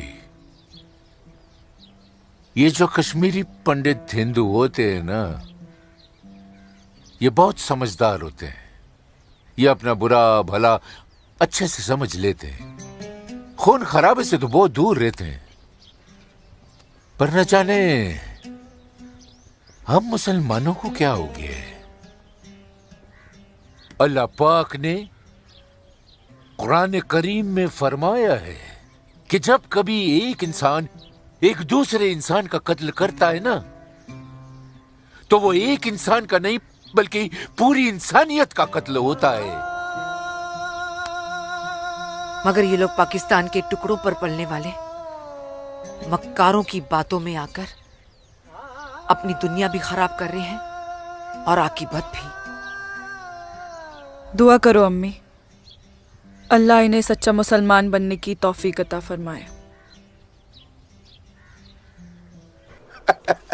बगावत तो पूरी तरह से दबा दी हिंदुस्तानी सेना ने। गिरधारी जी, हिंदुस्तान के खिलाफ बगावत करना इतना आसान नहीं है गिरधारी जी, जितना पाकिस्तान समझ रहा है। नमस्ते दरोगा जी। नमस्ते। आदाब आदाब। कैसे मिजाज हैं? मैं ठीक हूँ, आप कैसे हैं? मैं भी ठीक तशरीफ हूँ। शुक्रिया शुक्रिया। इलाके में सब अमन चैन तो है पंडित जी? कहीं कोई परेशानी तो नहीं? नहीं, अब फौज आ गई है तो सब ठीक ही हो जाएगा। क्या मतलब? इनके आने से पहले माहौल ठीक नहीं था? ऐसा कुछ नहीं है। नहीं दरोगा जी, पाकिस्तान ने पूरे जम्मू कश्मीर का माहौल खराब करके रख दिया। इसमें सिर्फ पाकिस्तान की गलती नहीं है। जो लोग पाकिस्तान के बहकावे में आते हैं ना, उनकी भी तो गलती है। हाँ, ये तो है। सही कह रहे हैं आप। कश्मीरी मुसलमान पाकिस्तान का साथ ना दे तो वो कुछ नहीं कर पाएगा। मुसलमानों को भारी तादाद में हथियार बांटे पाकिस्तान ने। क्या कह रहे हो बरखुरदार? तुम चश्मदीद गवाह हो? तुम्हारे पास कोई सबूत, कोई पुख्ता जानकारी? अगर नहीं तो अफवाहें फैलाकर घाटी का माहौल खराब करने की हिमाकत न करें आप। मैं कोई हिमाकत नहीं कर रहा हूँ जनाब। और अगर मैं चश्मदीद गवाह होता तो अपनी जान पर खेलकर भी उन्हें ये काम नहीं करने देता। आप उनके घर की तलाशी तो लीजिए जनाब। हथियार जरूर मिलेंगे। लोगों के घरों की तलाशी लेने का ऑर्डर नहीं है मेरे पास। उसके लिए मुझे सर्च वारंट लेना होगा। नहीं, वैसे भी फौज के आने के बाद किसी ने भी अपने घर में हथियार तो नहीं रखे होंगे, कहीं आसपास छुपा दिए होंगे।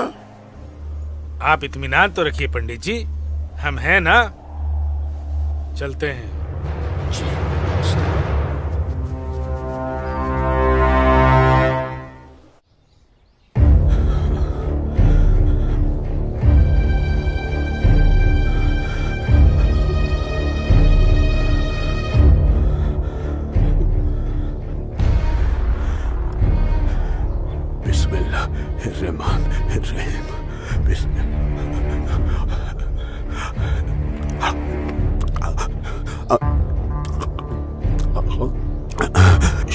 शुक्रिया, शुक्रिया। बाहर पुलिस घूम रही है, इसीलिए डर कर यहाँ छुप कर बैठा है ना तू? अल्लाह के वास्ते आप चुप रहो। मैं हाँ हाँ बच्चा, मैं तो हमेशा चुप ही रहती हूँ। मुझे तू बस इतना बता दे, वो तेरे पास कोई असला तो नहीं है ना? नहीं, नहीं। या अल्लाह।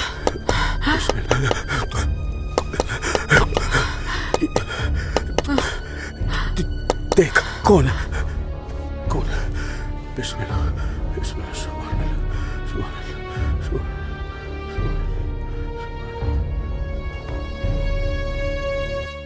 आसमा, तो घर में क्यों नहीं थी? अब तक कहाँ थी तू? देखने गई थी कि आप लोग करने क्या वाले हैं। फौज आई तो दुम दबाकर भाग आए घर में भाईजान। अब छुपकर क्यों बैठे हैं? जाइए, जाकर बगावत कीजिए। तू चुप हो जा। खुदा का वास्ता आपको भाईजान, मत पड़िए ऐसे शिकम परवर मुल्लाओं के चक्कर में जो इस्लाम जैसे अमन पसंद मजहब के नाम पर बदअमनी फैलाकर आग में झोंक देना चाहते हैं हमारे कश्मीर को। तू मुझे नसीहत मत दे, मत दे मुझे नसीहत। भाईजान, नसीहत नहीं सुननी तेरी।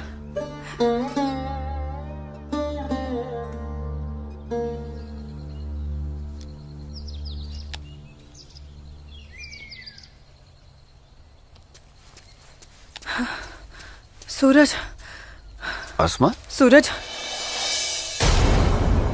सूरज, मुझे बहुत डर लग रहा है सूरज। उमा नगरी का माहौल दिन ब दिन खराब होते जा रहा है।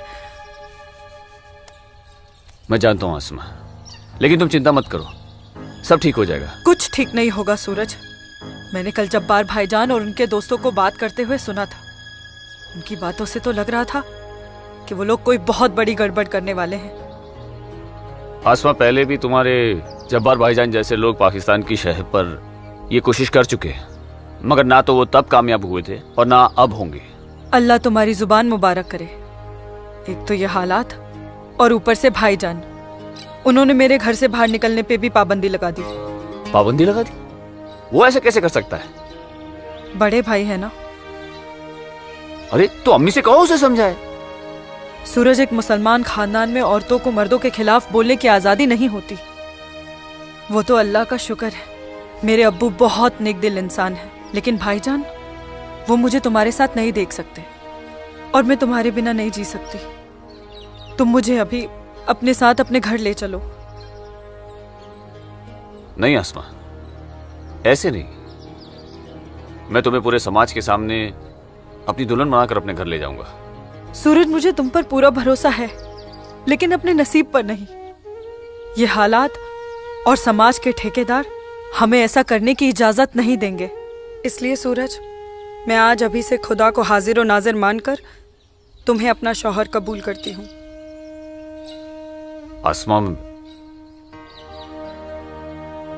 जब तुम एक लड़की होकर इतनी हिम्मत कर सकती हो तो मैं भी अपने ईश्वर को साक्षी मानकर तुम्हें अपनी धर्मपत्नी स्वीकार करता हूं।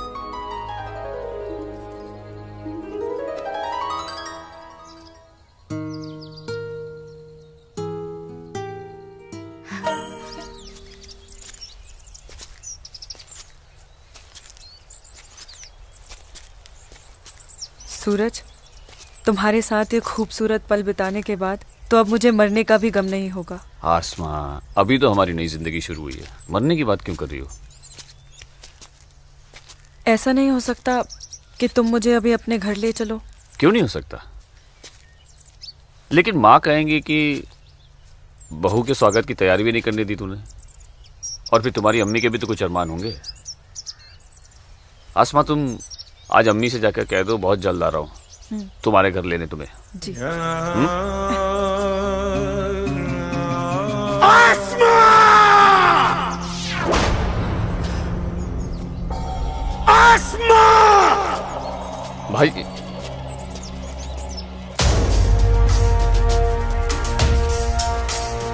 काफिर के बच्चे!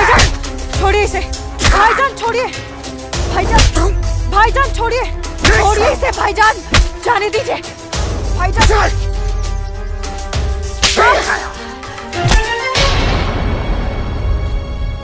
बस भाईजान, अभी आपकी बहन से पहले मेरी बीवी है। हाँ, शादी कर ली है हमने। घर जाकर इसे विदा करने की तैयारी कर लो। उससे पहले मैं तुझे इस दुनिया से विदा ना कर दूं। सूरज,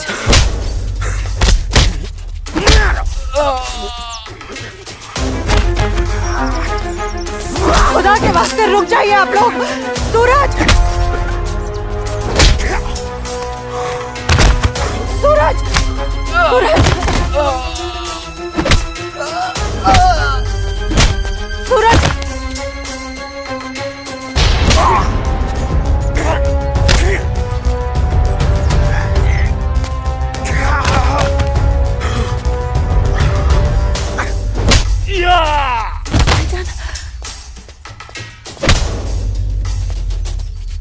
छोड़ो, छोड़ो मेरे सूरज को।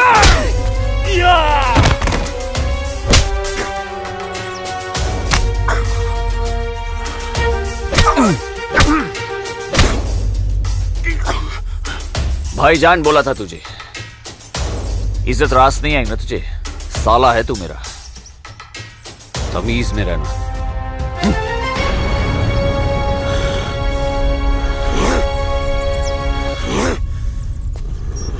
चलो आसमा, तुम्हें छूने की हिम्मत भी नहीं करेगा अभी। चलो।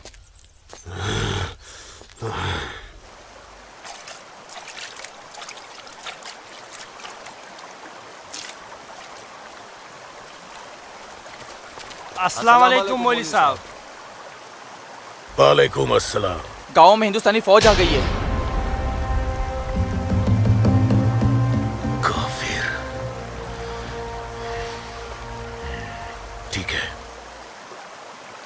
तुम सब अपने अपने घर जाओ और कोई ऐसी हरकत मत करना जिससे किसी को तुम पर शक हो। जी मौलवी साहब। और सुनो जी, जब्बार और बाकियों को भी इत्तला कर देना। जी जनाब, खुदा हाफिज।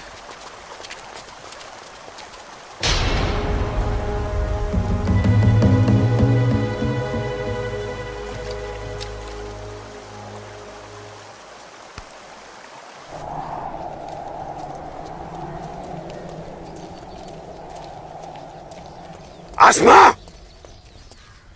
आसमा! अम्मी! जब्बार, किधर है? किधर है आसमा? यहाँ ला रहे हैं। ओए! कहाँ है तू? कहाँ है ये आसमा? जब्बार, कहाँ है आसमा? आसमा कहाँ है अम्मी? जब्बार, यही कहीं होगी बच्चा। पता है आपको, लेकिन आप मुझे नहीं बताएंगे। जब्बार, मैं भी आपको कुछ नहीं बताऊंगा। एक बात मुझे समझाई है अम्मी, जब मेरी और आपकी रगों में एक ही खून दौड़ रहा है, तो फिर अपनी बेटी को एक काफिर के साथ तस्वुर करके आपका खून क्यों नहीं खोलता? मेरा खून तो खोलता है। जब्बार! आसमा! कहाँ है ये लड़के? मैंने आपको कहा था, समझाया था, उसे रोकिए, उसे रोकिए अम्मी। लेकिन अब तो खुद उसके रास्ते हमवार करने में लगी हुई थी। आप रोकती कैसे? इसलिए अब आप मुझे भी मत रोकिएगा। जब्बार, जब्बार, तुझे खुदा रसूल का वास्ता, सब मेरा कसूर है, उस बच्ची का कोई कसूर नहीं। तू मुझे सजा दे, मुझे सजा दे बेटा, मुझे सजा दो जब्बार। आपको क्या सजा दूं? आपको क्या सजा दूं मैं? जब्बार! आपको रोकना चाहिए जब्बार! हिंदू लड़के के साथ इश्क लड़ा रही है। जब्बार, या खुदा, या खुदा मेरी बच्ची को बचा ले, मेरी बच्ची को बचा ले। अस्सलाम वालेकुम मौलवी साहब। वालेकुम अस्सलाम दरोगा जी। कैसे मिजाज है मौलवी साहब, और माहौल यहाँ का कैसा है? अल्हम्दुलिल्लाह, ये तो जन्नत है। यहाँ तो हर तरफ अमन और चैन है। बहुत खूब, बेहतर। लेकिन हमें जानकारी मिली थी कि कुछ लोग यहाँ पर माहौल बगावत का करना चाहते हैं। लाहौल विला कुवत। नहीं नहीं दरोगा जी, ये तो किसी कमबख्त ने यूं ही कोई अफवाह फैला दी होगी। उमा नगरी की आवाम तो बड़ी अमन पसंद है। यहाँ तो हिंदू और मुसलमान के बीच बड़ा भाईचारा है। माशाअल्लाह, ये भाईचारा और अमन चैन आपके होते हुए बने रहना चाहिए मौलवी साहब। इंशाअल्लाह। खुदा हाफिज मौलवी साहब। खुदा चलता हूँ।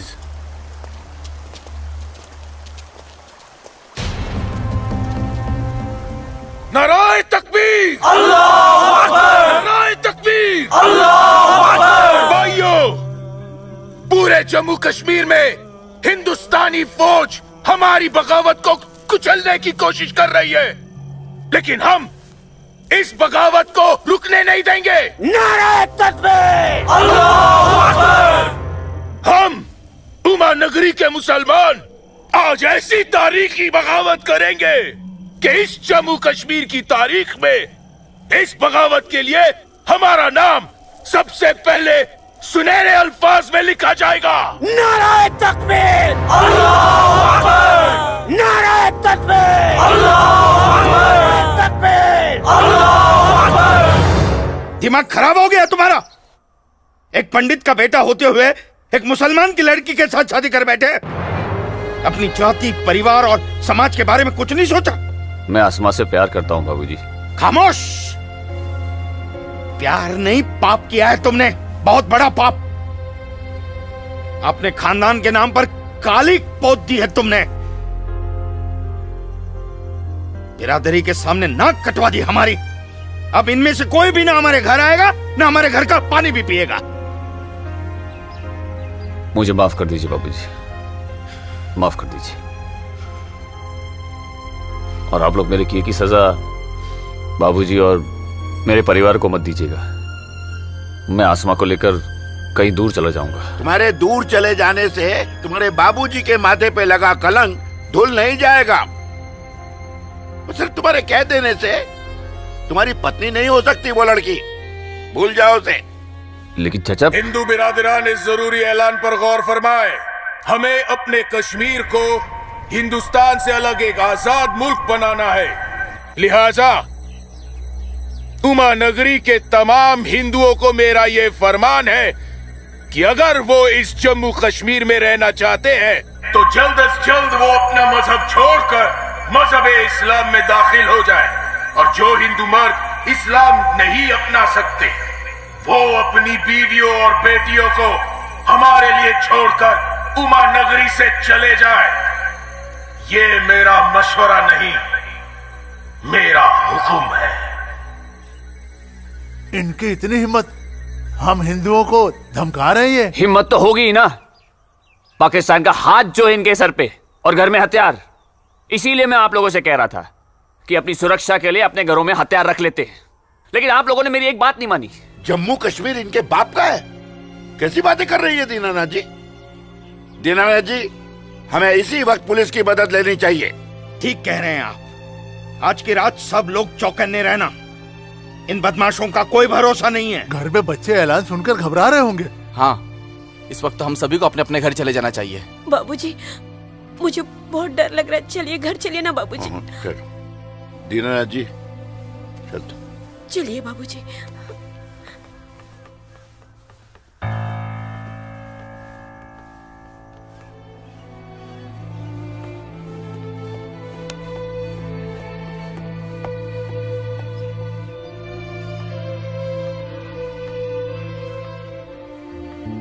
बेटा, इनकी बातों का बुरा मत मानना। तेरी माँ तेरे साथ है। कश्मीर के हिंदुओं को आगाह किया जाता है। उन्हें कल सुबह तक की मोहलत दी जाती है। अगर उन्होंने हमारी बात नहीं मानी तो कश्मीर में कत्ले आम होगा। अल्लाहू अकबर। अब्बू, अब्बू, अब्बू, आपने सुना? ये आवाज तो भाईजान की है।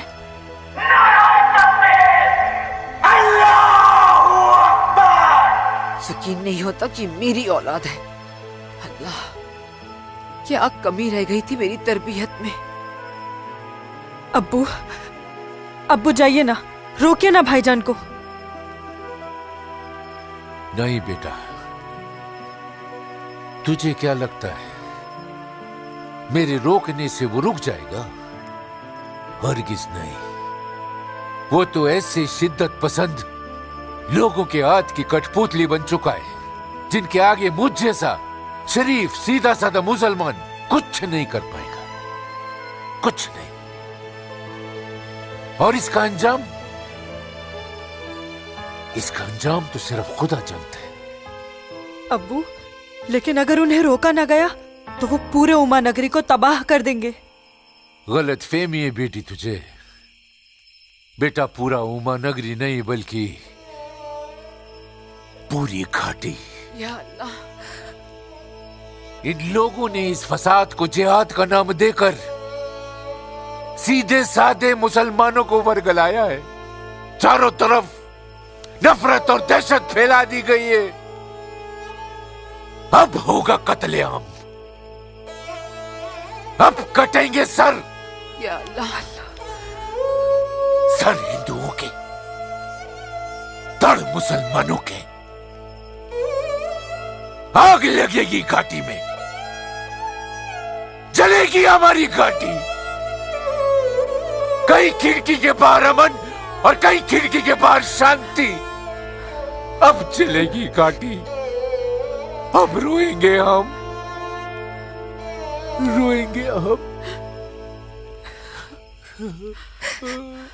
जनाब, इंशाअल्लाह हम अपने मकसद में कामयाब हो जाएंगे। जिस तरह से मौलवी साहब काम कर रहे हैं, हमें तो लगता है कि हिंदुस्तान की तबाही तय है। और वैसे भी मौलवी साहब,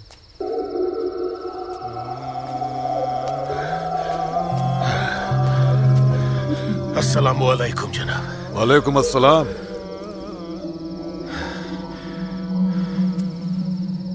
अरे वाह वाह वाह मौलवी साहब, आपके चेहरे की चमक बता रही है कि आप कामयाबी के बहुत नजदीक हैं।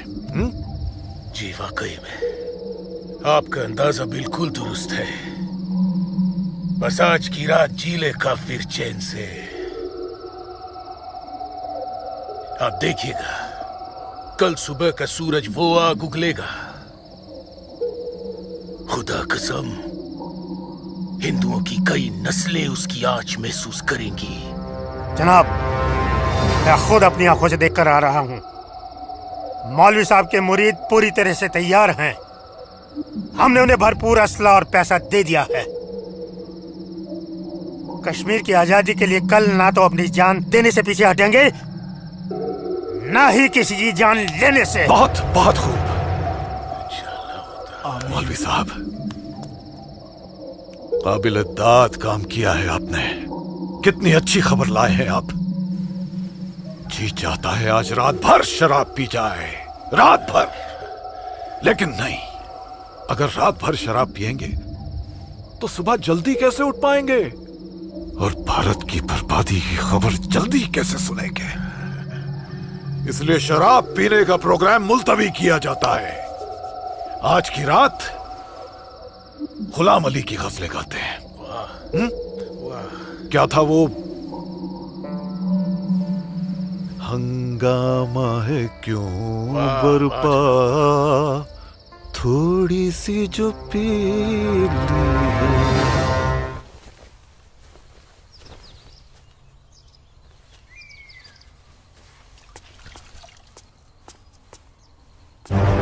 ये क्या, कश्मीर छोड़ के नहीं गए तो मार दिए जाओगे? ये देखो, दीनानाथ जी, दीनानाथ जी। हैं? गिरधारी जी, आप सब लोग यहाँ? क्या बात है, क्या हुआ? आपके दरवाजे पे क्या लगा है देखिए, ये देखिए। कश्मीर छोड़कर नहीं गए तो मार दिए जाओगे? इसका मतलब ये लोग मस्जिद से निकलकर अब हमारी दहलीज तक आ गए। बाबूजी, बचाओ।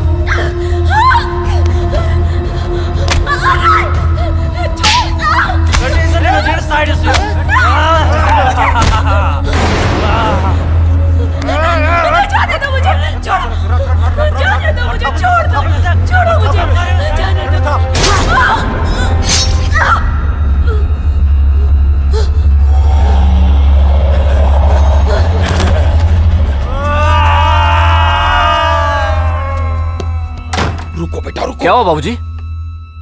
मुसलमानों का झुंड नंगी तलवारों के साथ हमारी तरफ आ रहा है। तुम अंदर जाओ। लेकिन बाबूजी अंदर छुपने से क्या होगा? बाहर निकल के सामना करते हैं उनका।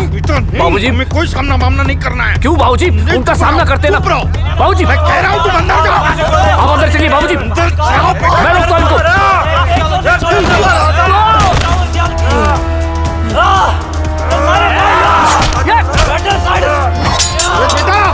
सूरज बेटा, बेटा रहने दे बेटा, ये अपना काम नहीं है। बाबूजी, सूरज कौन है ये लोग? बाबूजी आप माँ इशिता और आदित्य को लेकर पीछे के रास्ते से निकल जाइए। सूरज संभालो बेटा, आ जाओ। जाओ माँ जाओ। आ जाओ हमारे साथ।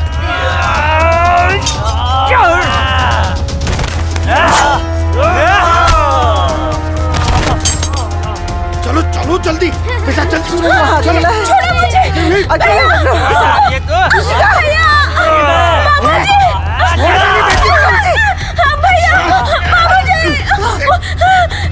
बचाओ मेरी इश्क को से। छोड़ मेरी बेटी को, छोड़ मेरी बेटी को।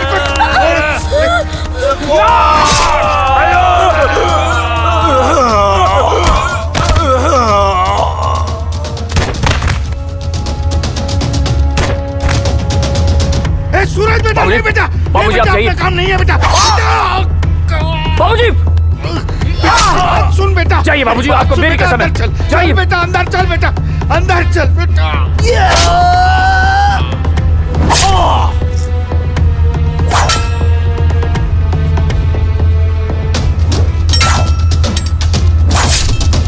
माँ, क्या हुआ दीदी को? आप क्यों रो रहे हो? कपिला, चलो चलो जल्दी इधर से। इशिका, इशिका, इशिका, इशिका, क्या हो गया? ये ऐसे क्यों लेटी है? इशिका, तुम बोलती क्यों नहीं हो? मुझे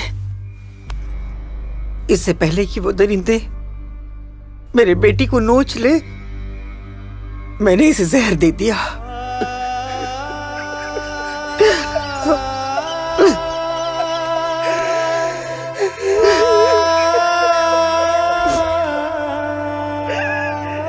मेरी बच्ची, मुझे माफ कर दे।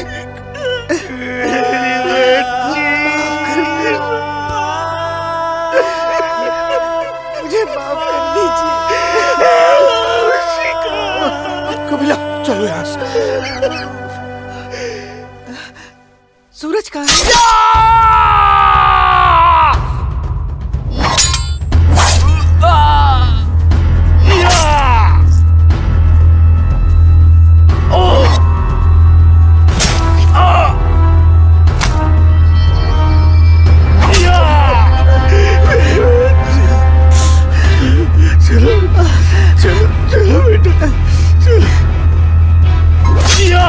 सूरज बेटा, क्या हो बेटा? चलो चल बेटा, छोड़ दे इसे। चल बेटा, बाबूजी मैं कह रहा जाइए, जाइए आप लोग। पागल हो गया है क्या? इशिका कहाँ है बाबूजी? बेटा, वो इशिका उन दरिंदों के हाथ न लग जाए बेटा। मैंने उसे जहर देकर मार दिया सूरज। मैंने इशिका को मार दिया। चल ना बेटा, चल बेटा, चल। तू मेरी बात सुन। हाँ मैं आता हूँ, आप लोग जाइए। आप लोगों को मेरी कसम है, आप लोग जाइए यहाँ से। जाइए जाइए।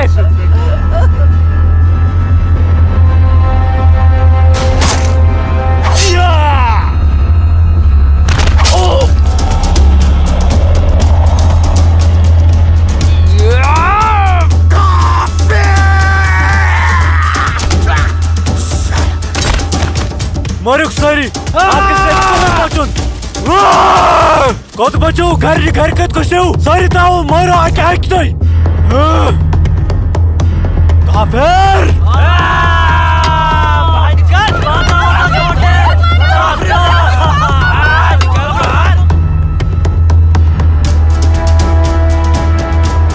पूजा बेटा पूजा पूजा हाँ?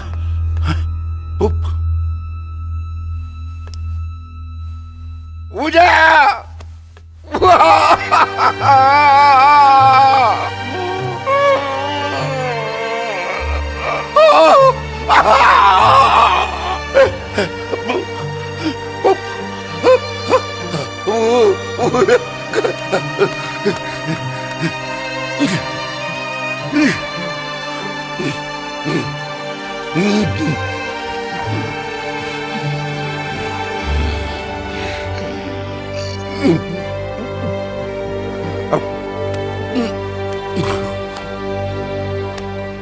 जाने दो मुझे अम्मी। रुक जा अम्मी, रुक जा अम्मी, रुक जा मेरी बच्ची, रुक जा अम्मी, मुझे खुदा का वास्ता रुक जा अम्मी, मुझे मेरे सूरज के पास रुक जा अम्मी, मुझे जाने दो। सूरज रुक जा, रुक जा आसमा।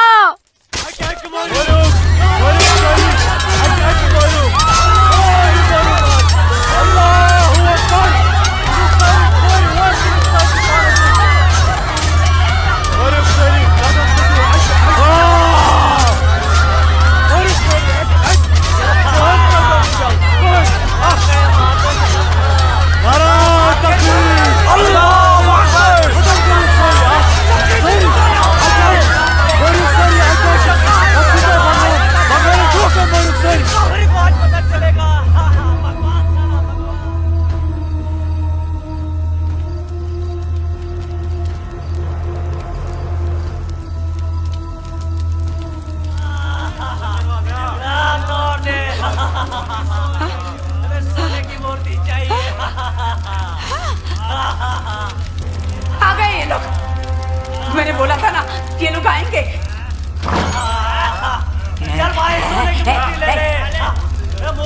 चल हट हट, मेरी माता की मूर्ति चुराने आ गए।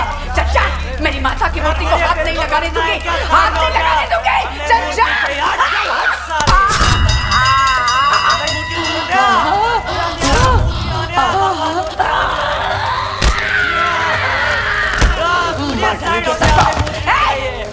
चला आ गया आ गया आ गया। चल जा, आ गए सब गाड़ी वाले मेरी माता की सोने की मूर्ति चुराने। चल जा जा जा, हट हट साले, हट मार डालूंगी।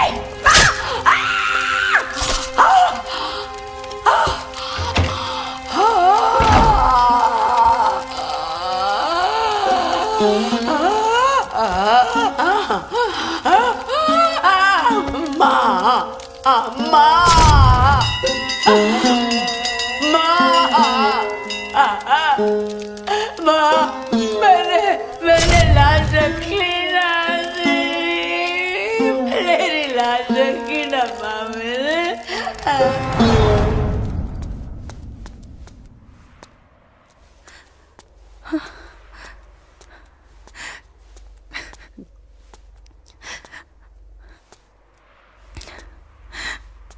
या अल्लाह, ये क्या गजब ढा दिया, मेरे जन्नत जैसे कश्मीर को जहन्नुम बना दिया। ये लाशें मेरे अपने ही लोगों के साथ, मेरे अपने ही लोगों का ये सलूक। सूरज सूरज सूरज, या अल्लाह मेरे सूरज को। नहीं नहीं सूरज, मैं आ रही हूँ सूरज।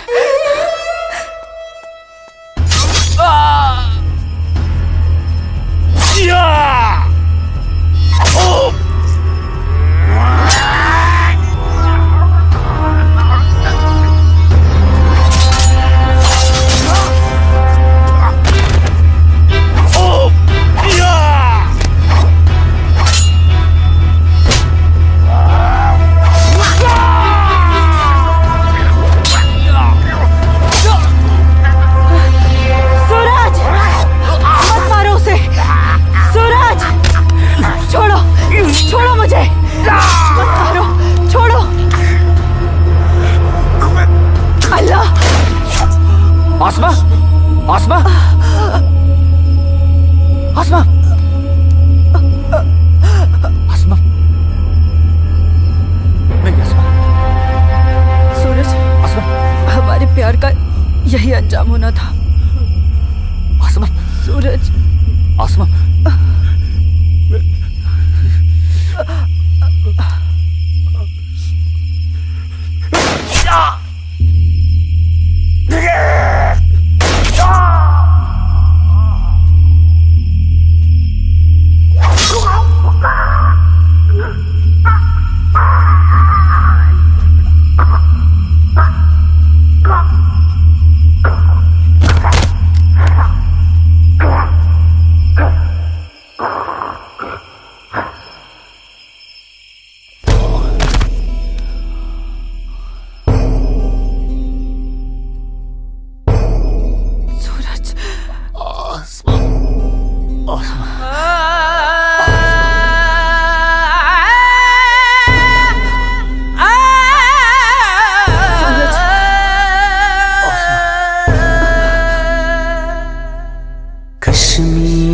वतनुक ये पाकीज़ पाए तुम को था दूर जुल्मुक्ति जबरुक जा जा छुन्याए मोतन बुकुर्स मजबूर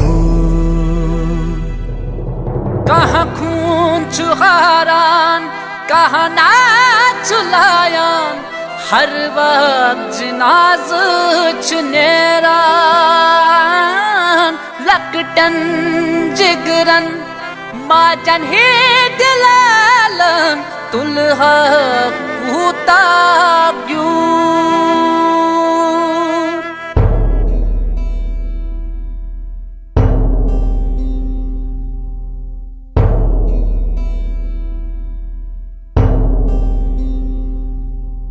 छड़ना न चाहा छड़ के निकल कर हमको तो जाना पड़ा इतनी लगन जन्नत से मेरी रो रो के दूं मैं सदा गाहे बंदिश मंज गाहे जबर छुम मौसूम करके कबूल मजलूम आशिक क्या क्या मैं सब दूं वन कस वनुन चुम फुजूल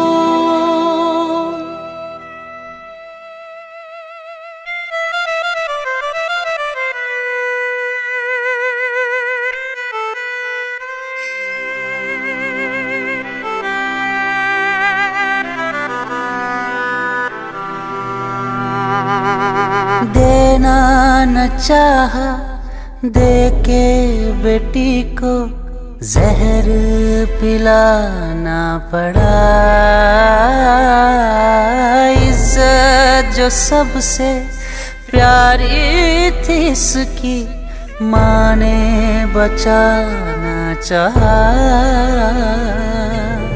कहाँ खून चुहारान कहाँ ना चुलायान हर वक्त जिनाज चुनेरान लकटन जिगरन माजन ही दिलालन तुलहा कूता क्यों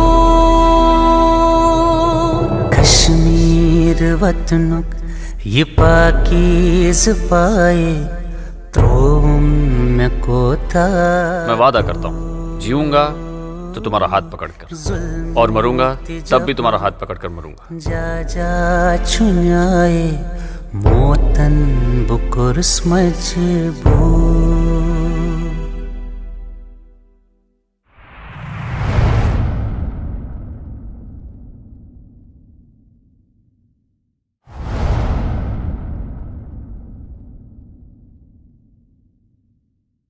आज समय ने करवट ली है और स्वतंत्र भारत के सशक्त गृह मंत्री व प्रतिबद्ध प्रधानमंत्री की बदौलत पुनः घाटी में प्रकाश की किरणें फूटी हैं।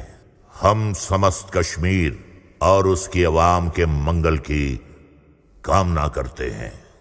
मैं संकल्प प्रस्तुत करता हूं, भारत के संविधान के अनुच्छेद 370 के खंड 1 के साथ पठित अनुच्छेद 370 के खंड 3 द्वारा प्रदत्त शक्तियों का प्रयोग करते हुए राष्ट्रपति संसद की सिफारिश पर यह घोषणा करते हैं कि यह दिनांक जिस दिन भारत के राष्ट्रपति द्वारा इस घोषणा पर हस्ताक्षर किए जाएंगे और इसे सरकारी गैजेट में प्रकाशित किया जाएगा, उस दिन से अनुच्छेद 370 के सभी खंड लागू नहीं होंगे। 370 आज हटने से हमारा पूरा देश आजाद हो गया है। 370 से देश की इकोनॉमी आजाद हो गई है। 370 हटने से जो मिलिटेंसी है वो खत्म हो गई है। मोदी जी ने कहा था सबका विकास, सबका विश्वास, वो विश्वास आज उन्हें कायम कर दिया है। जो सपना सरदार वल्लभ भाई पटेल का था, बाबा साहब आम्बेडकर का था, डॉक्टर श्यामा प्रसाद मुखर्जी का था, अटल जी और करोड़ों देशभक्तों का था, वो सपना अब पूरा हुआ है। जम्मू कश्मीर और लद्दाख में एक नए युग की शुरुआत हुई है। अब देश के सभी नागरिकों के हक भी समान है और दायित्व भी समान है। मैं जम्मू कश्मीर के अपने भाइयों और बहनों से, लद्दाख के अपने भाइयों और बहनों से आह्वान करता हूं, आइए हम सब मिलकर दुनिया को दिखा दें इस क्षेत्र के लोगों का सामर्थ्य कितना ज्यादा है, यहां के लोगों का हौसला, उनका जज्बा कितना ज्यादा है।